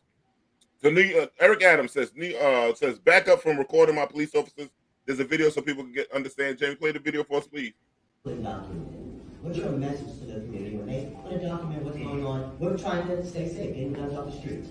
Without a doubt, and that is one thing that we're going to do. We're going to teach the public how to properly document. If an officer is on the ground wrestling with someone that has a gun, they should not have to worry about someone standing over them with a camera while they're wrestling with someone. If an officer is trying to prevent a dispute from taking place and de-escalate that dispute, they should have someone standing over their shoulders with a camera in their face, yelling and screaming out there at them without even realizing what the encounter is all about. There's a proper way to police and there's a proper way to document. Stop being on top of my police officers while they're carrying out their jobs. That is not acceptable and it won't be tolerated. Courtesy of TikTok. Rodney, I'll let you take it first. Yeah, gotta go to Rob first. All right. I don't see anything wrong with what Eric Adams said, because I see it from both sides. The thing is, people don't know that you can actually be arrested for interfering with an arrest. That's a collar. That's an arrest. So the thing is, he's not telling you not to film. He's telling you to film at a distance. He can't tell you not to film. You can film whatever you want. The thing is, you cannot be on top of the scene right over the shoulders of a cop while he's making an arrest. You can actually be arrested yourself. And I don't think a lot of people know that. What they did is they changed the narrative and they made it seem like he's saying don't film. That's not what he's saying. He's just saying film at a safer distance. Just move back. He should. Yeah. Well, two things. I agree with you at a safer distance. He should have said that though. Mm-hmm. I think his words, and Eric Adams needs a speech coach, because he's horrible at it. He's failing. Every time I see him come out, I was like, please, this brother's messing up on this. He's always messing up. The thing is tone, and I think when he says my officers, that didn't resonate with the community. I think those are people, the people for the community officer. It's not his officers for say he's the mayor. I get he's the chief, he's the high, whatever it is, the highest dog in it. But when you say that kind of words, I think this was his misstepping is going to lead him down to short term if he keeps talking like this. No, but I think you film at a distance, because there's cases like when this. I'm sorry, real quick, Rob. Cases like Turner versus Driver, where you say you film at a certain distance. I think in this one case it was like 10 feet. I don't know what it is in New York City, whatever it is, but it's another state. I think at a certain distance, because otherwise we don't have filming. The way he worded it, the way he said it It's like then we wouldn't have the George Floyds, we wouldn't have the Eric Gardners and stuff like that. But his word choice is horrible, man. No, I disagree. I think that basically when he says his officers, he's showing that he's in charge. That's what he's showing. When I hear him say that, his officers, okay, then you're going to take the responsibility of your officers' actions. And so I can see what you're saying. That could be good or that could be bad. But at the end of the day, to me, I took it as he's saying he's in charge. So when he says that now, when they do bad, he better say his officers again. That's what we need to see. We need to see how he responds. Right now, he sounds like he's when they fuck up. He sounds like he's pleading to the union. Well, I think that's part of it. I think that's part of it. Before a long time I think that's part of it, which I think is brilliant. I think it's brilliant because the police couldn't stand de Blasio. Correct. So you immediately you got this big issue with crime, you get the police on your side. So I think that's why he did it. I'm a person that always believes this. The mayor is the mayor of everybody. Let the police commissioner say that. Let the police commissioner make that statement because the police commissioner is over the police. You are over the police and the citizen. So you as the mayor want to look as objective as possible. I agree. Let the police commissioner stand there and say, my officers and don't film and this, that. The police commissioner, I expect the commissioner to back the police. See, that was the problem we had with Giuliani. Giuliani just took the police side. That was it. I'm not meeting with Sharpton. I'm not meeting with Black community. I'm not meeting whatever. The police are right. The police are right. Let the commissioner do the commissioner's job and be the face of the police department. And then you be the face of New York City. And that's the way I look at it. Yeah, that's the thing. But he's doing the Bill Clinton triangulation thing, though. You know what I mean? Where he's going heavily on the on the police side, right on the side of policing and supporting them and currying favor with them and getting acknowledged with them, while still, listen, he knows he's a minority. He's Black. You know what I mean? He's automatically going to, people are automatically going to associate him with the left. You know what I mean? So he's kind of triangulating, I think. You know what I mean? He's hedging his bets either way. Not to me. He sounds one-sided. Sounds very one-sided. I mean, but I'm talking about appearances and presumptions going in. You know what I'm saying? But he already got the left, D. So that's why it makes sense. I mean, Fox News loves him. Fox loves Adams. They feel like, It's like I was saying, this can go wrong or this can go good. Time will tell. You have to see how he reacts when we see a situation where the police are going to be wrong, how he deals with it. That's when you're going to have your final answer. But he is putting himself in a box, in my opinion. Yeah. But like I said, by him saying that he's completely in charge, and I see Kelvin's point about the police commissioner, but the police, I want the police commissioner to speak for the police department, but I don't want the police commissioner to back them when they're wrong. It is what it is. I want it to be what it is. If they're right, then stand with them. If they're wrong, then you have to condemn it and you have to take action and do what you got to do. Right. That's it. But I got to admit, Rodney, I will say this about the police, this blue wall or whatever, they don't seem to take well to criticism. Like, in other words, they seem to move as a unit. Like, it's like if you say something, like, for instance, a cop, if somebody says it's a bad shoot, then you got Blue Lives Matter. If there's a teacher that do something wrong, there ain't no teachers matter. It's just that teacher did something wrong and that's it. The cops seem to take everything as a personal affront. Well, you know what I mean? Because the cops are a political pawn. That's why. Because politics are in the police department and politicians use the police department to their favor or to their disadvantage. When they want to look like they're running for election, then they'll condemn the police. And when they get on it, then they're pro-police to get the pro-police side. So the teachers are not political pawns. There's no other agency that people see more than the police. Do y'all outnumber everybody? What do you got? Close to 40,000 officers it's like in New York? When I was on a job, it was 38,000. Yeah. Wow. So we probably have 40, right? Is there anything more than that? Anybody in the city that works? There's no police department bigger than NYP. Right. In the world. 38,000 members of the service. There's no police department that size. Wow. You got sheriff's department with like 6 people. And he wants those people behind him come election time. He wants to be able to get the photo out. And I think they will. I think they will behind him, and he can take the picture. You know what I mean? So yeah. Kelvin, you said it. They hated de Blasio. The cops clearly hated him. Man. And I said this before, there is clearly a deal that he's worked out with the union because Patty Lynch is sticking with him. So time will tell whether this is going to backfire on him or if it's going to work for him. We have to see. You got to give it more time. Okay. I give him more time, but I'm not feeling. I'm not feeling Eric right now, bro. I see your point, D. I see your point. I see your point. He's his word choices again. Every time I was like, God, he just make me cringe every time. Like, what the fuck?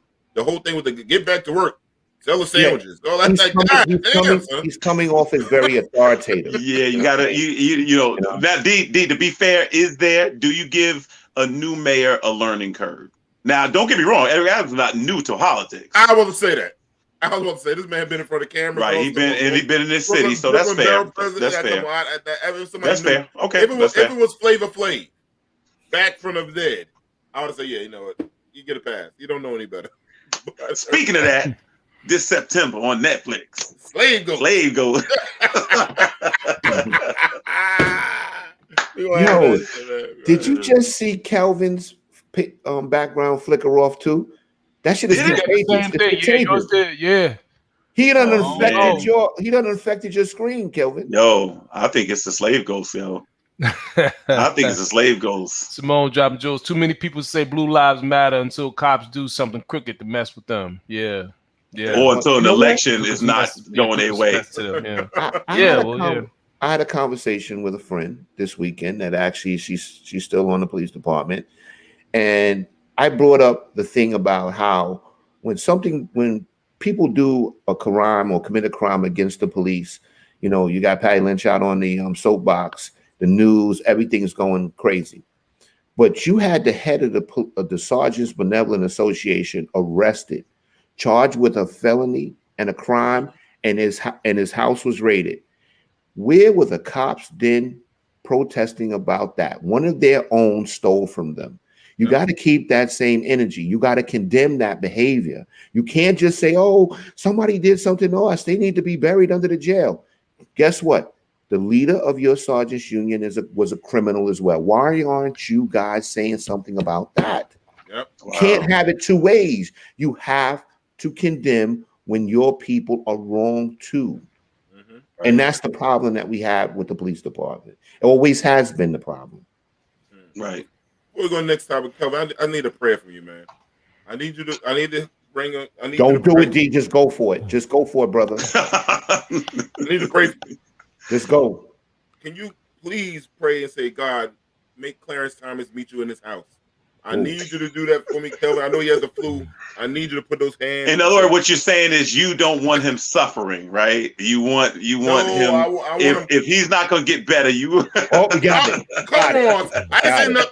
I said arrange a meeting. I didn't say where's that, Sam. I didn't say his house could be. Rodney, I saw the car going up the road.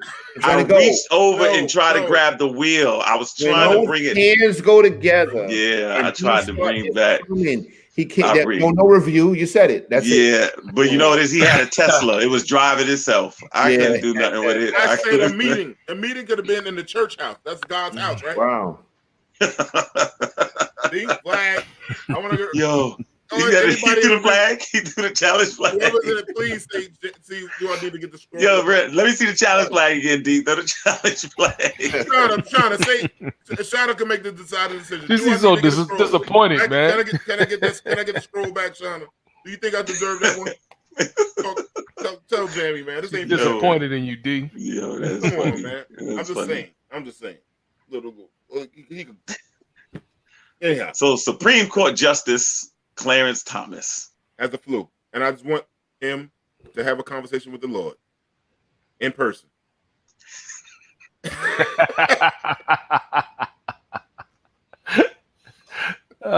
Man.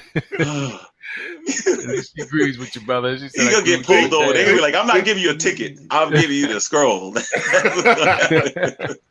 Oh man, speaking of some more police matters, man. In Westchester, police were told a man was shoplifting. His brother was shoplifting. The description didn't even match.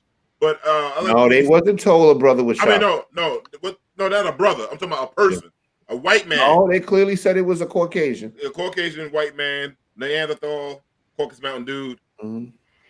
Damn. I'm just saying these people. So, Jamie, play the video for us. Meyer store. Police records show the suspect, though, in this case was white. The innocent black shopper is now suing Meyer, the police department, and 2 officers claiming they illegally profiled him, violating his rights and humiliating him. Chief Investigative Reporter Craig Cheatham shows how the incident unfolded and also how police and the victim responded.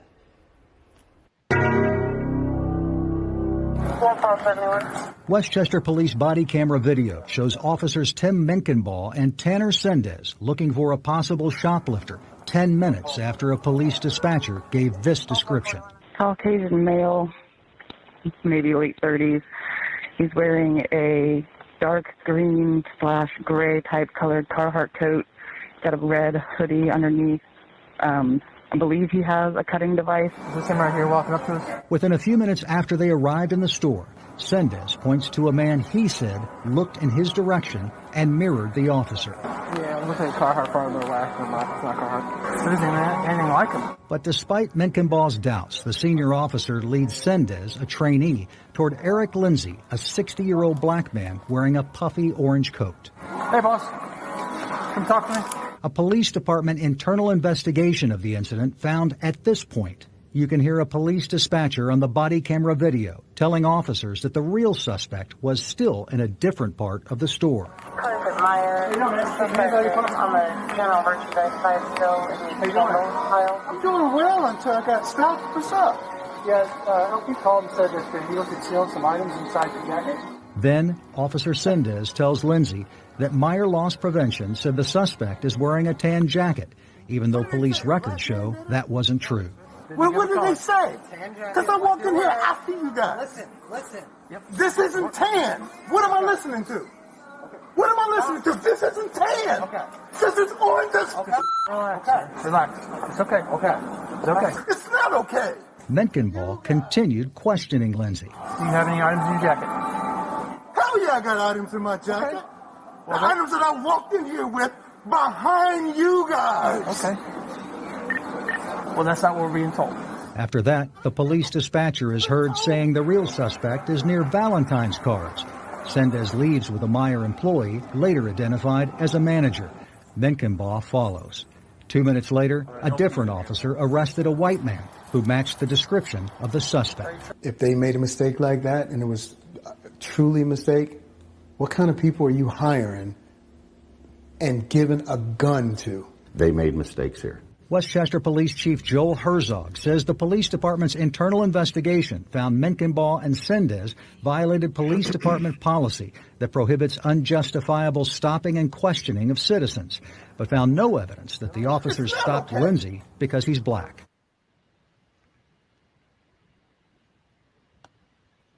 I'm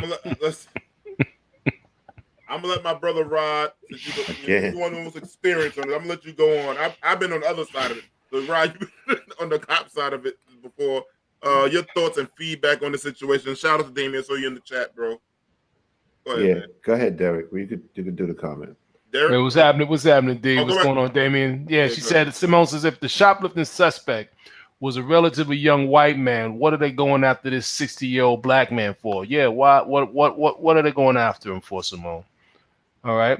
What's left? Rodney, go ahead, brother. All right. I don't know where to start because there were so many things done wrong here. But the thing is, that was a detailed description. It had the race, color, hoodie, everything. So the other thing is, too, when they entered the store, the first thing they should have tried to find out is who called, who saw the actual crime being committed, and let them guide them to the person that they saw, right? They decided to comb the store and try to find a person on their own and then find somebody that doesn't even fit the description. Now, I know I saw in the video where the chief of police says descriptions change.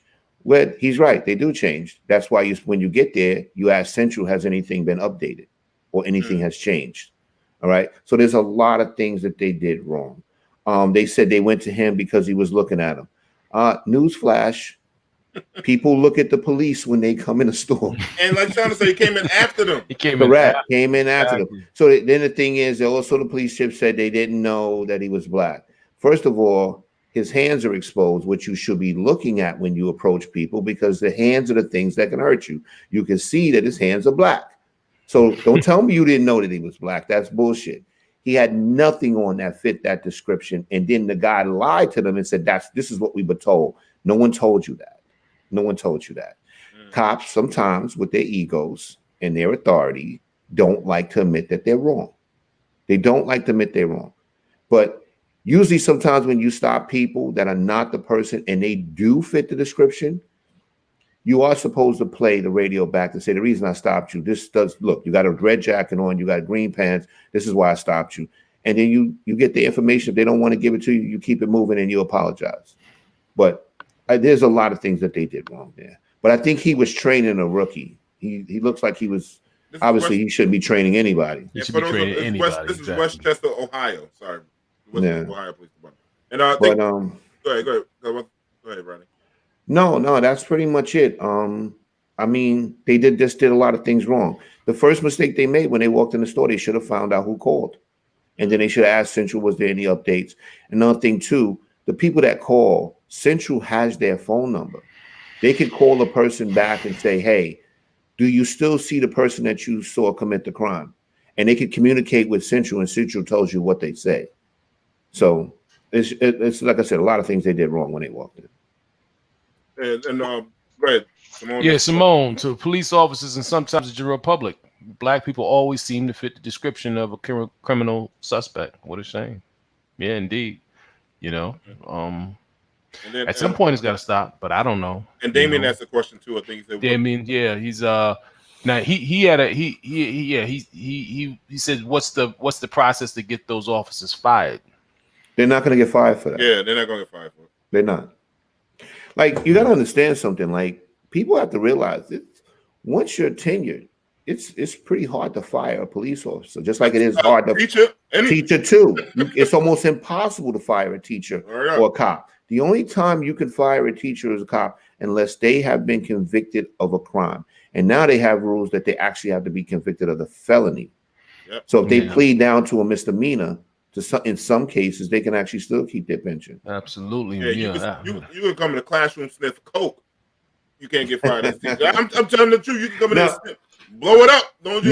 But for a cop, if you sniff some coke as a cop and then you come up dirty, you're getting fired for that. Yeah, you're definitely getting fired for drugs. Drugs is zero tolerance for the police department. You can drink alcohol, have a drinking problem, they'll get you help. But drugs, there's no. But you know what I saw there? First of all, you saw the level of frustration with this man, because it's almost like, okay, if you're doing the wrong thing, you're in trouble. If you're not doing anything at all, you're in trouble. You're always a suspect. That's the problem, and that's the issue. You always feel like that as a black male, that you're always a suspect. You're an easy suspect, and this always seems to be like it's justifiable. You know what I mean? This man is so funny. You watch him in the store, then they show him later in an interview and he's got a suit on and he's got a tie on. You almost have to dress like that to have a shot of being, considered a citizen. One day I'm in my garage, moving boxes in my garage. There's two detectives came in there. Excuse me, do you have any ID? I'm like, no, I don't. Why are y'all here? Because this is private property. But no, they literally dropped by. Nobody called them. I live in Nativille. Nobody called them. I'm in my own garage, and the guy sees my name on the box. He just said this was your name. I'm like, I don't know why I need to say anything. I'm in my garage. Like, I don't understand. You know what I mean? But nobody called them. But just thinking, oh, okay, here's a black man in a garage. He must be robbing it. Like, it's amazing to just have this perspective. And you saw the frustration in this man's face. And it's sad that you got to teach young kids, when the police come up to you, answer this, answer that. I don't know that Jewish kids have to learn that. I don't know that white kids have to learn that. We always have to learn that. Just like someone just said, I think it was Monique in the chat, I'm glad the man made it home. The man is shopping, and we got to be glad that he made it home, because law enforcement comes in with mistaken identity. It's just really unfortunate. You know what could stop this? Slave ghosts.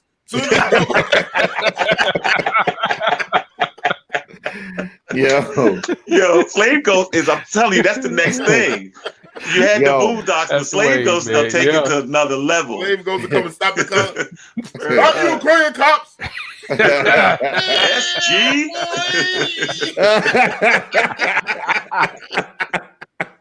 I'm telling you, I gotta announce something, and I hope Kelvin doesn't mind.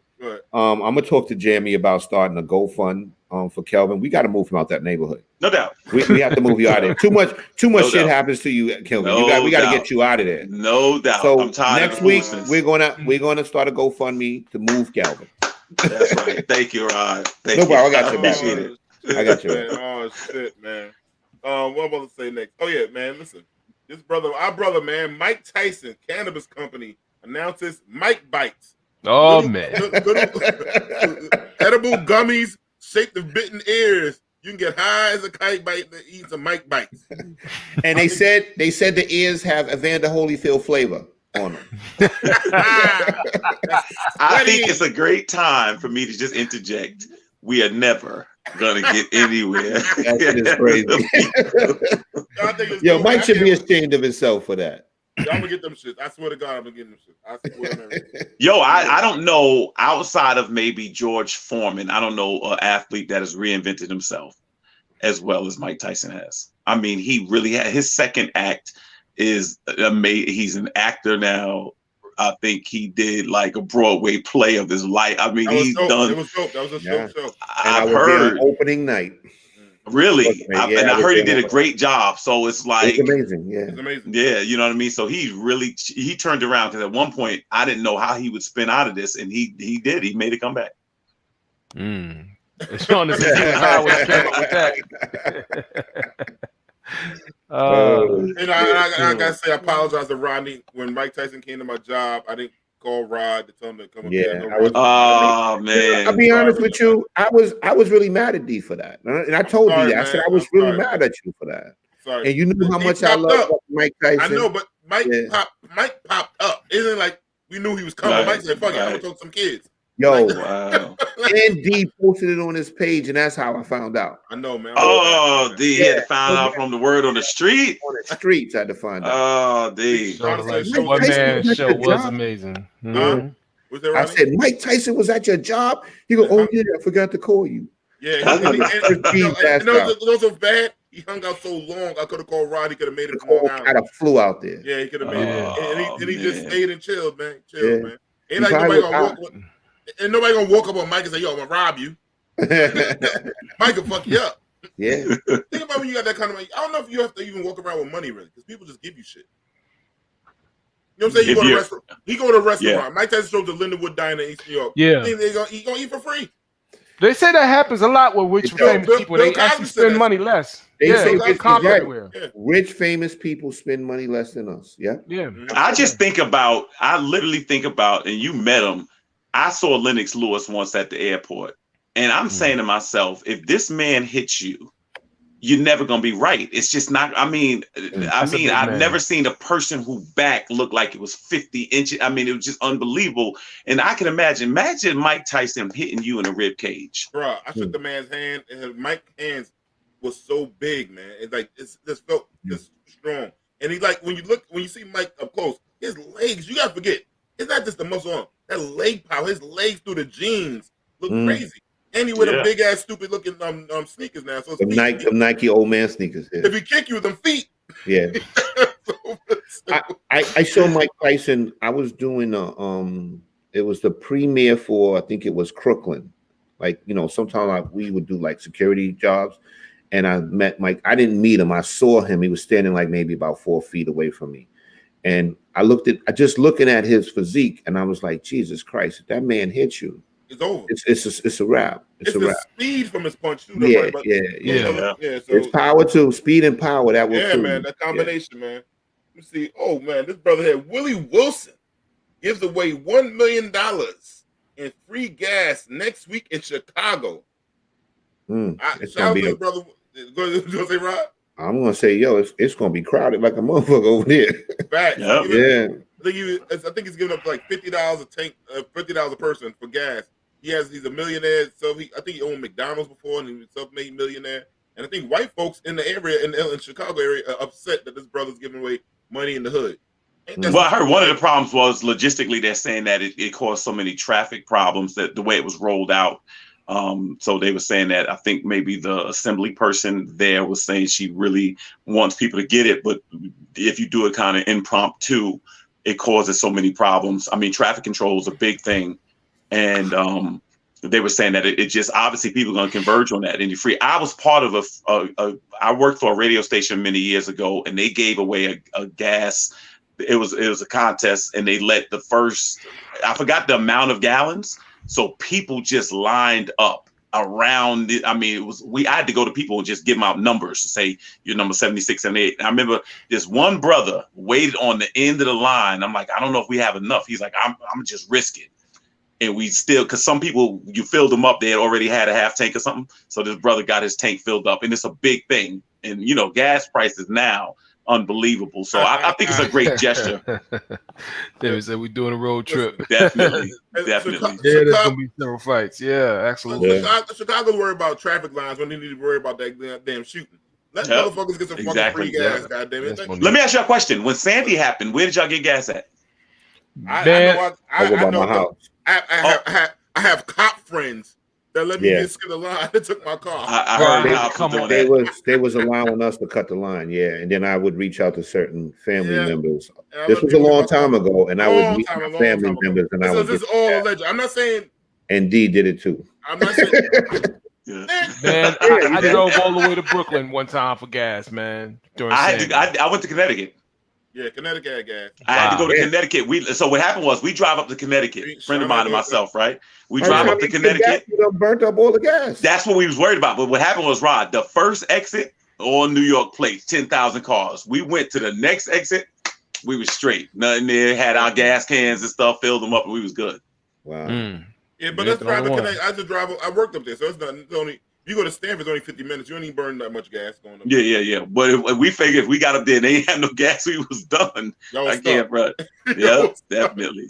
Yeah, shout out to the people that with the gas. But to the brother that's doing this, I'd love to be able to have those resources, disposable income, where you can go and hook people up like that. Mm-hmm. You know what I mean? And I may treat one person to get. No, I can't do it. You bugging. Treat me, goddammit.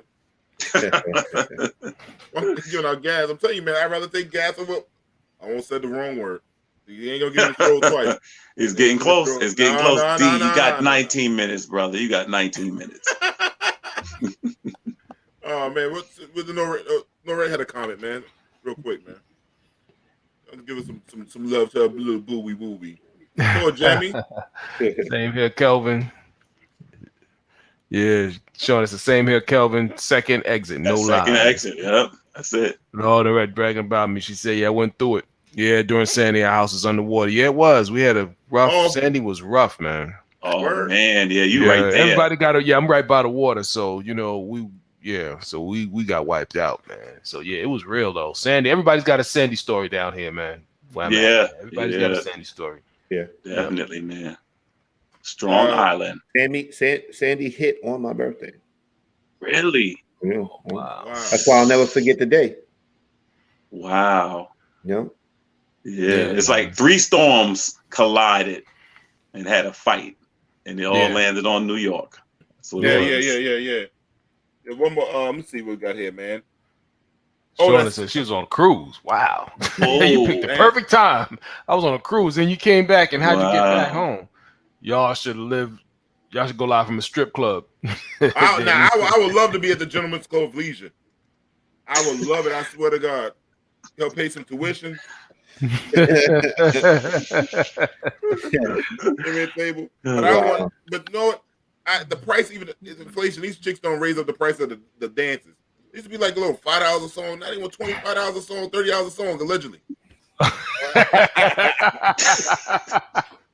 So you're here. Yeah, if you're gonna do that, you gotta play the Sugar Hill Gang when I get a lap dance. I want that 11 long minutes version, right? Yeah. I've never been in a strip club. Oh man, well I'm gonna Wow. take you to one on my phone. I go to Twitter. I go to black Twitter saves me a lot of money. All that porn Twitter. I go to Twitter and live feed, man. Yeah, oh man, what we got next going on? Oh yeah. Hampton University. So what was going on in Ukraine about giving students in the summertime free tuition, room and board, and this is for people thinking when it first started, people thought it was going to be for the white Ukrainians. It's for people of the African diaspora. So the African brothers and sisters that was going over this for school over there. Hampton University opened their doors. There's been a big controversy. black folks is protesting why don't get free tuition to Americans that's here. I kind of agree with that. And they said they're gonna boycott stuff like homecoming. One thing I know is a lie. Natives ain't boycotting no homecoming. That's some bullshit. That bullshit. Yeah. Oh, there will be homecoming. Yeah, there will be homecoming. You can say all kind of other shit they're gonna boycott. You gonna boycott this? No, ain't boycotting homecoming. Y'all gonna stop that bullshit. That's when all these throwback chicks come try to throw out that old coochie dudes and all kind of shit like that. See, I didn't curse. No stroll. Not my flag. But that's how homecoming goes down. Anyway, thoughts, gentlemen. I understand both sides of this. I understand both sides, and I think it's something very similar to what I brought up last week about the marijuana stuff for the people who had done time. What I was saying was, and I get you guys' point. Some people feel like, what about taking care of here first, or taking care of these people as well? And I think the reality of it is this: yes, there is an international crisis going on, but there's a national one going on as well. And that's the thing. And a president of a school has one job. That's to raise money for the school. That's what the president of the school will do. And so if you have alumni saying that they're going to tighten them purse strings, I don't know if you can risk it. Some of this stuff seems like it should kind of be vetted out before you put that out there, because now you put the school in a bad situation. But I understand kids are saying, look, we're here struggling to pay this tuition, and private schools in Hampton is private, and you stand on campus. That's a lot of money. And somebody that, because Russia invades somebody or whatever, that may be something better suited for a community college or something like that. But I don't knock anybody helping somebody, but I understand you feel a little slighted because you got to pay full tuition, and somebody else now is going to get free room and board. That same room that you're paying $10,500 a semester or a year to get, somebody else going to be living there for free. I have to admit, it is kind of tough to handle that. You know what? The argument on the other side of that, Kelvin, is going to be that it actually increases the perceived value of the degree and increases the prestige of the institution. They can say that we stepped up and we showed leadership in a humanitarian crisis. We are a institution that is aware of things and are involved in matters of the world and of the globe. And that's what we pass along to our students, so that so it can be argued that they're actually increasing the value of your degree once you I'll be like, graduate. nah, I'm good. I'm Yeah, good. I think we've done enough. But that's it. But that's going to be the counter argument, and of course, and of course that's going to go into all sorts of brochures and bring a lot of light to Hampton, which is already an impressive school. I wanted to go to Hampton too. I wanted to go there until they had this thing about GPA or whatever, but you know how they was tripping.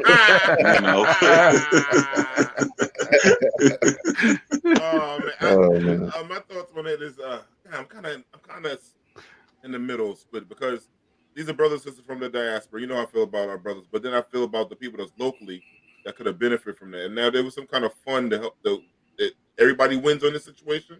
I'm all for it. Now, in the long game, if there was some white Ukrainians that gave that money to, or some free tuition, they might be playing the long game. And then I get them white dollars involved in that school. It'd be a whole different kind of ball game. White kids graduate with these black college degrees. Yeah. You know what I'm saying? They couldn't have did that. They wouldn't have been able to get away. They wouldn't have been able to pull that off. Degree in hair weaving. Yeah. But people think we just never get anything. They just brought 1,800 Afghanis to New York after that they had to get out of Iraq. Mm-hmm. So was it Iraq? Yeah, it was Iraq, right? Syria so, and all that. Syria and all right. that. So New York just gave them $2 million to help them get situated in New York. Go ahead.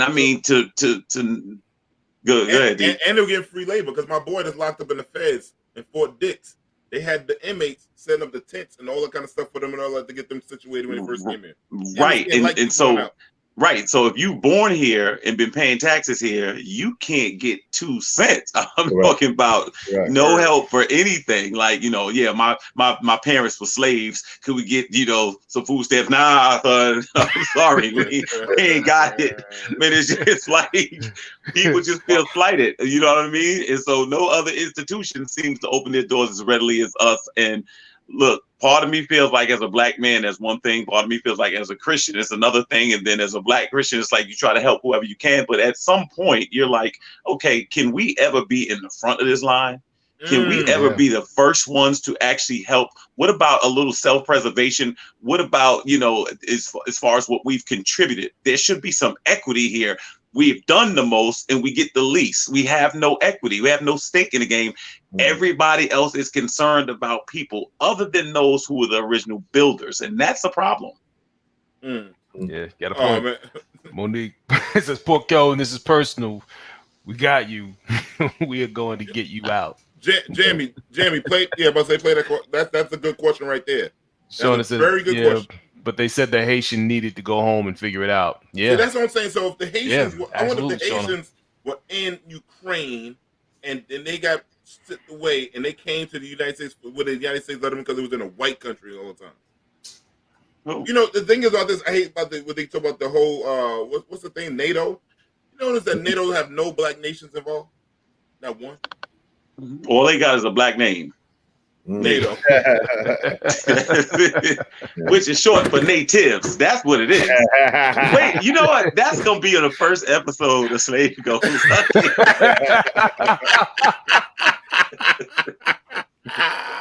Yeah, make it a NATO. Hey, NATO. NATO.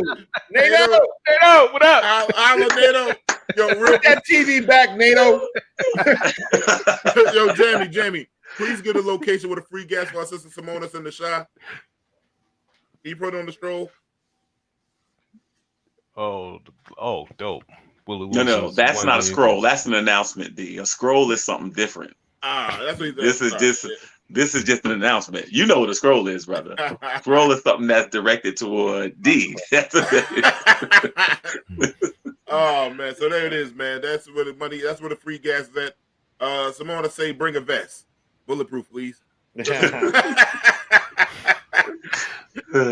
me see. What's the swimmer dude? Swimmer woman. Formerly is a man. Leah Thomas became the first transgender athlete to win an NCAA D1 title swim meet. I personally don't think she should be competing against these young ladies. I think they should have the transgender awards, Olympics, or whatever it is, just like they have the handicap ones. And then that it makes it be even playing field. If I had a daughter in this, I'd be totally upset. I understand why people are upset. And we're not trying to take anything before the LGBTQI come after us and all that stuff. We know you have your rights. We support you and all this other stuff.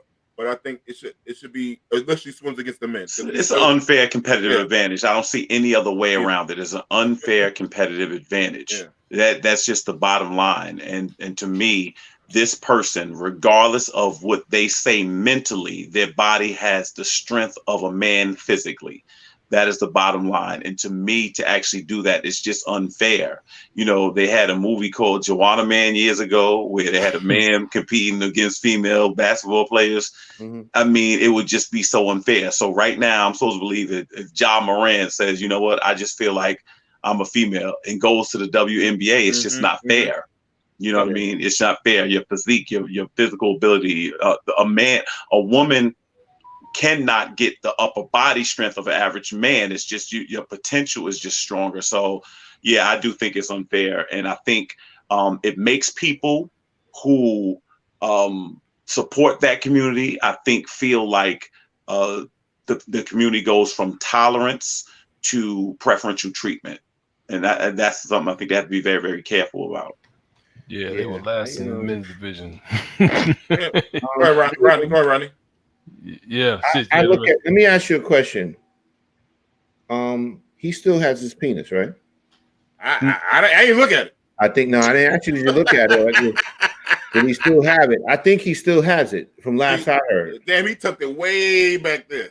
No, here's the thing, right? You want to be a woman so bad, you want to compete with women, then you cut it off, you relinquish it, right? But as long as you have it, you men, you should be competing with the men. The way that I see this is this. This is the ultimate cheater. He's the ultimate cheater. And the reason why he's the ultimate cheater is when he was swimming with men, his ass was ranked 462, if I'm not mistaken. That means he wasn't even competitive. Right. So I think this is a person that is basically manipulating the system in order to be number one, so he can make history and go down as he's a number one swimmer in the women's division. Because obviously he sucked in the men's division. Mm-hmm. So I think he's taking advantage of the game. He has not relinquished his man genitalia, then he's a man. And they should not be letting him get away with this. No, Red is right. No, Red is right. The sister in Africa, because she was naturally when testosterone built, and they was disqualifying the sister in Africa. She was just beating them in track and field. Yeah. This guy, like Rodney said, unfair advantage because now you have so many about, he took so many pills to take down his testosterone levels, but he had so many years already building that muscle up. That's like me right now. I shoot up steroids right now. I work out crazy for 2 years hard. I'm not going to stop taking steroids. I'm still going to have that muscle mass and all that kind of stuff. It's already going to be gone. Never going to be gone. So it's totally wrong. Your bone structure is different from a woman's bone structure. Yeah. More dense, it's heavier, you're broader. You know what I mean? So the bottom line is you still, even if your testosterone levels are low, you're still stronger than most women. Mm-hmm. Bottom line, it's even when we get old and we produce even less testosterone, you're still stronger than most women. Period. This is somebody that is playing the system, and you can't convince me of this. You can't. Yeah. And another thing too, if you were a real competitor would never want to win this way. No, that's my point. I agree with that. I agree with that. You know, I agree with that. I want the transgender Olympics. We should promote this. We should be ahead of the game with everybody. Slave Ghost Transgender Olympics. That's right. That's right. Brought to you by Slave Ghost. Brought to you by Slave Ghost. We're definitely a sponsor. I want to bring up one more point, right? Go ahead, Since he still has his genitalia, right? He can wake up after all the swimming stuff is done, change his mind, say, I never want to swim again. I changed my mind about being a woman and go back to being a man. Mm-hmm. That's why I say you need to cut it off. Once you forfeit that, then I believe, this is something he really feels. He gave up his man for this. You know, so I say, hey, no, cut it off or don't get in the pool. That's it. Yeah. Think about it. Let me ask you a question. If he pisses in the pool, will you piss on his ass since it's tucked in? What? Like How many minutes he got? He got 4 minutes. He's not gonna make it. He has a tucked in. He's not gonna make it. He's not gonna make it. The piss, instead of when we piss in the pool, we know it go that way. When he piss in the pool, do it go up his ass first, then go out to the water? I'm just asking. I'm scared because I think it's coming. I don't even want to engage in that shit. Real quick. D.L. Hughley got into it with Kanye West and this guy. What's his name? I don't even know his name. This guy, London, whatever the fuck his name. This guy, we don't know who Theophilus. Theophilus. I don't know. I don't know what the fuck his name is. I can't even pronounce it. My tongue gets tired saying Theophilus. Theophilus. Yeah, that really sounds like a name. Yeah, he sounds real tough. I know him. He friends with NATO. Look, see, Monique, you selling me out. You selling me out, Monique. Theophilus got into D.L. Hughley because the thing with Kanye West and his wife, and D.L.'s like, you crazy, man, you bugging the fire. D.L. roasted him, and this guy jumped to Kanye's aid. Thoughts, gentlemen? I don't know why dudes be coming to another man's aid like that. That's the other thing. Like, he's jock riding. That's what he's doing. That's not a good look. Yeah. Not a good look. That's how people used to get dropped a lot of times, stepping into somebody else's affairs. DL comes from a generation that's not losing to nobody named Theophilus, man. Yeah. You jumping out bad and your name is Theophilus. I'm sorry, kid. You just messed up. And I think they don't understand this is a road game. DL Hughley is from LA. Like, he's from LA. At home too? Oh, you know what I'm saying? This is a road game for you. Like, leave the man alone. At the end of the day, what it is your issue is what should be with one person. And that person has moved on. And that's it. Yep. And that person was not Snow White before you. and it's not now, and that's it. She's Snow Brown. She's Snow Brown. Yo, look at your right roll. She says, Theophilus, that's somebody's old ass deacon granddaddy. Hell yeah. Deacon Theophilus. You know, with a name like Theo, you know, one old man fuckers be at church always shaking their pocket with change in it. Yeah, shaking his yeah, that's it. He's shaking his head. Hey, Rodney, how you doing, Rodney? Wait, boy, you remember Theopius used to fix people's car in front of his house. Come on, nigga, get out of Theopius. It is funny. You see certain people with names that are definitely an older person's name. Like there's nobody now named Mildred no more. Like they time out. I got my little cousin name is Mildred. She's in the early 20s, bro. Wow. Really? She named after an older aunt though. Named after her mother, her grandmother. Oh, that's it. Yeah, that's okay. That's it. So she just took on the name of an older person. That's what it was. I would have changed my name since I got 18. Yeah. Yeah, man. I'm sorry. Shout out to my cousin. See me. Listen, I love my aunt, but come on. You know what it's like when I'm in the street and I see somebody with a Mercury. If you got a Mercury, you older. Mercury. Jamie said people can't see what Jamie was with little slide jokes. He said it's my Uncle Sambo daughter. So I see what Jamie doing. You know what I'm saying? Leave Uncle Sambo alone, man. Leave Uncle Sambo alone. Uncle Sambo. Rest in peace, Uncle Sambo. It's probably your alternator. I can fix it. Old motherfucker mechanic with no nails. Yeah, no teeth either.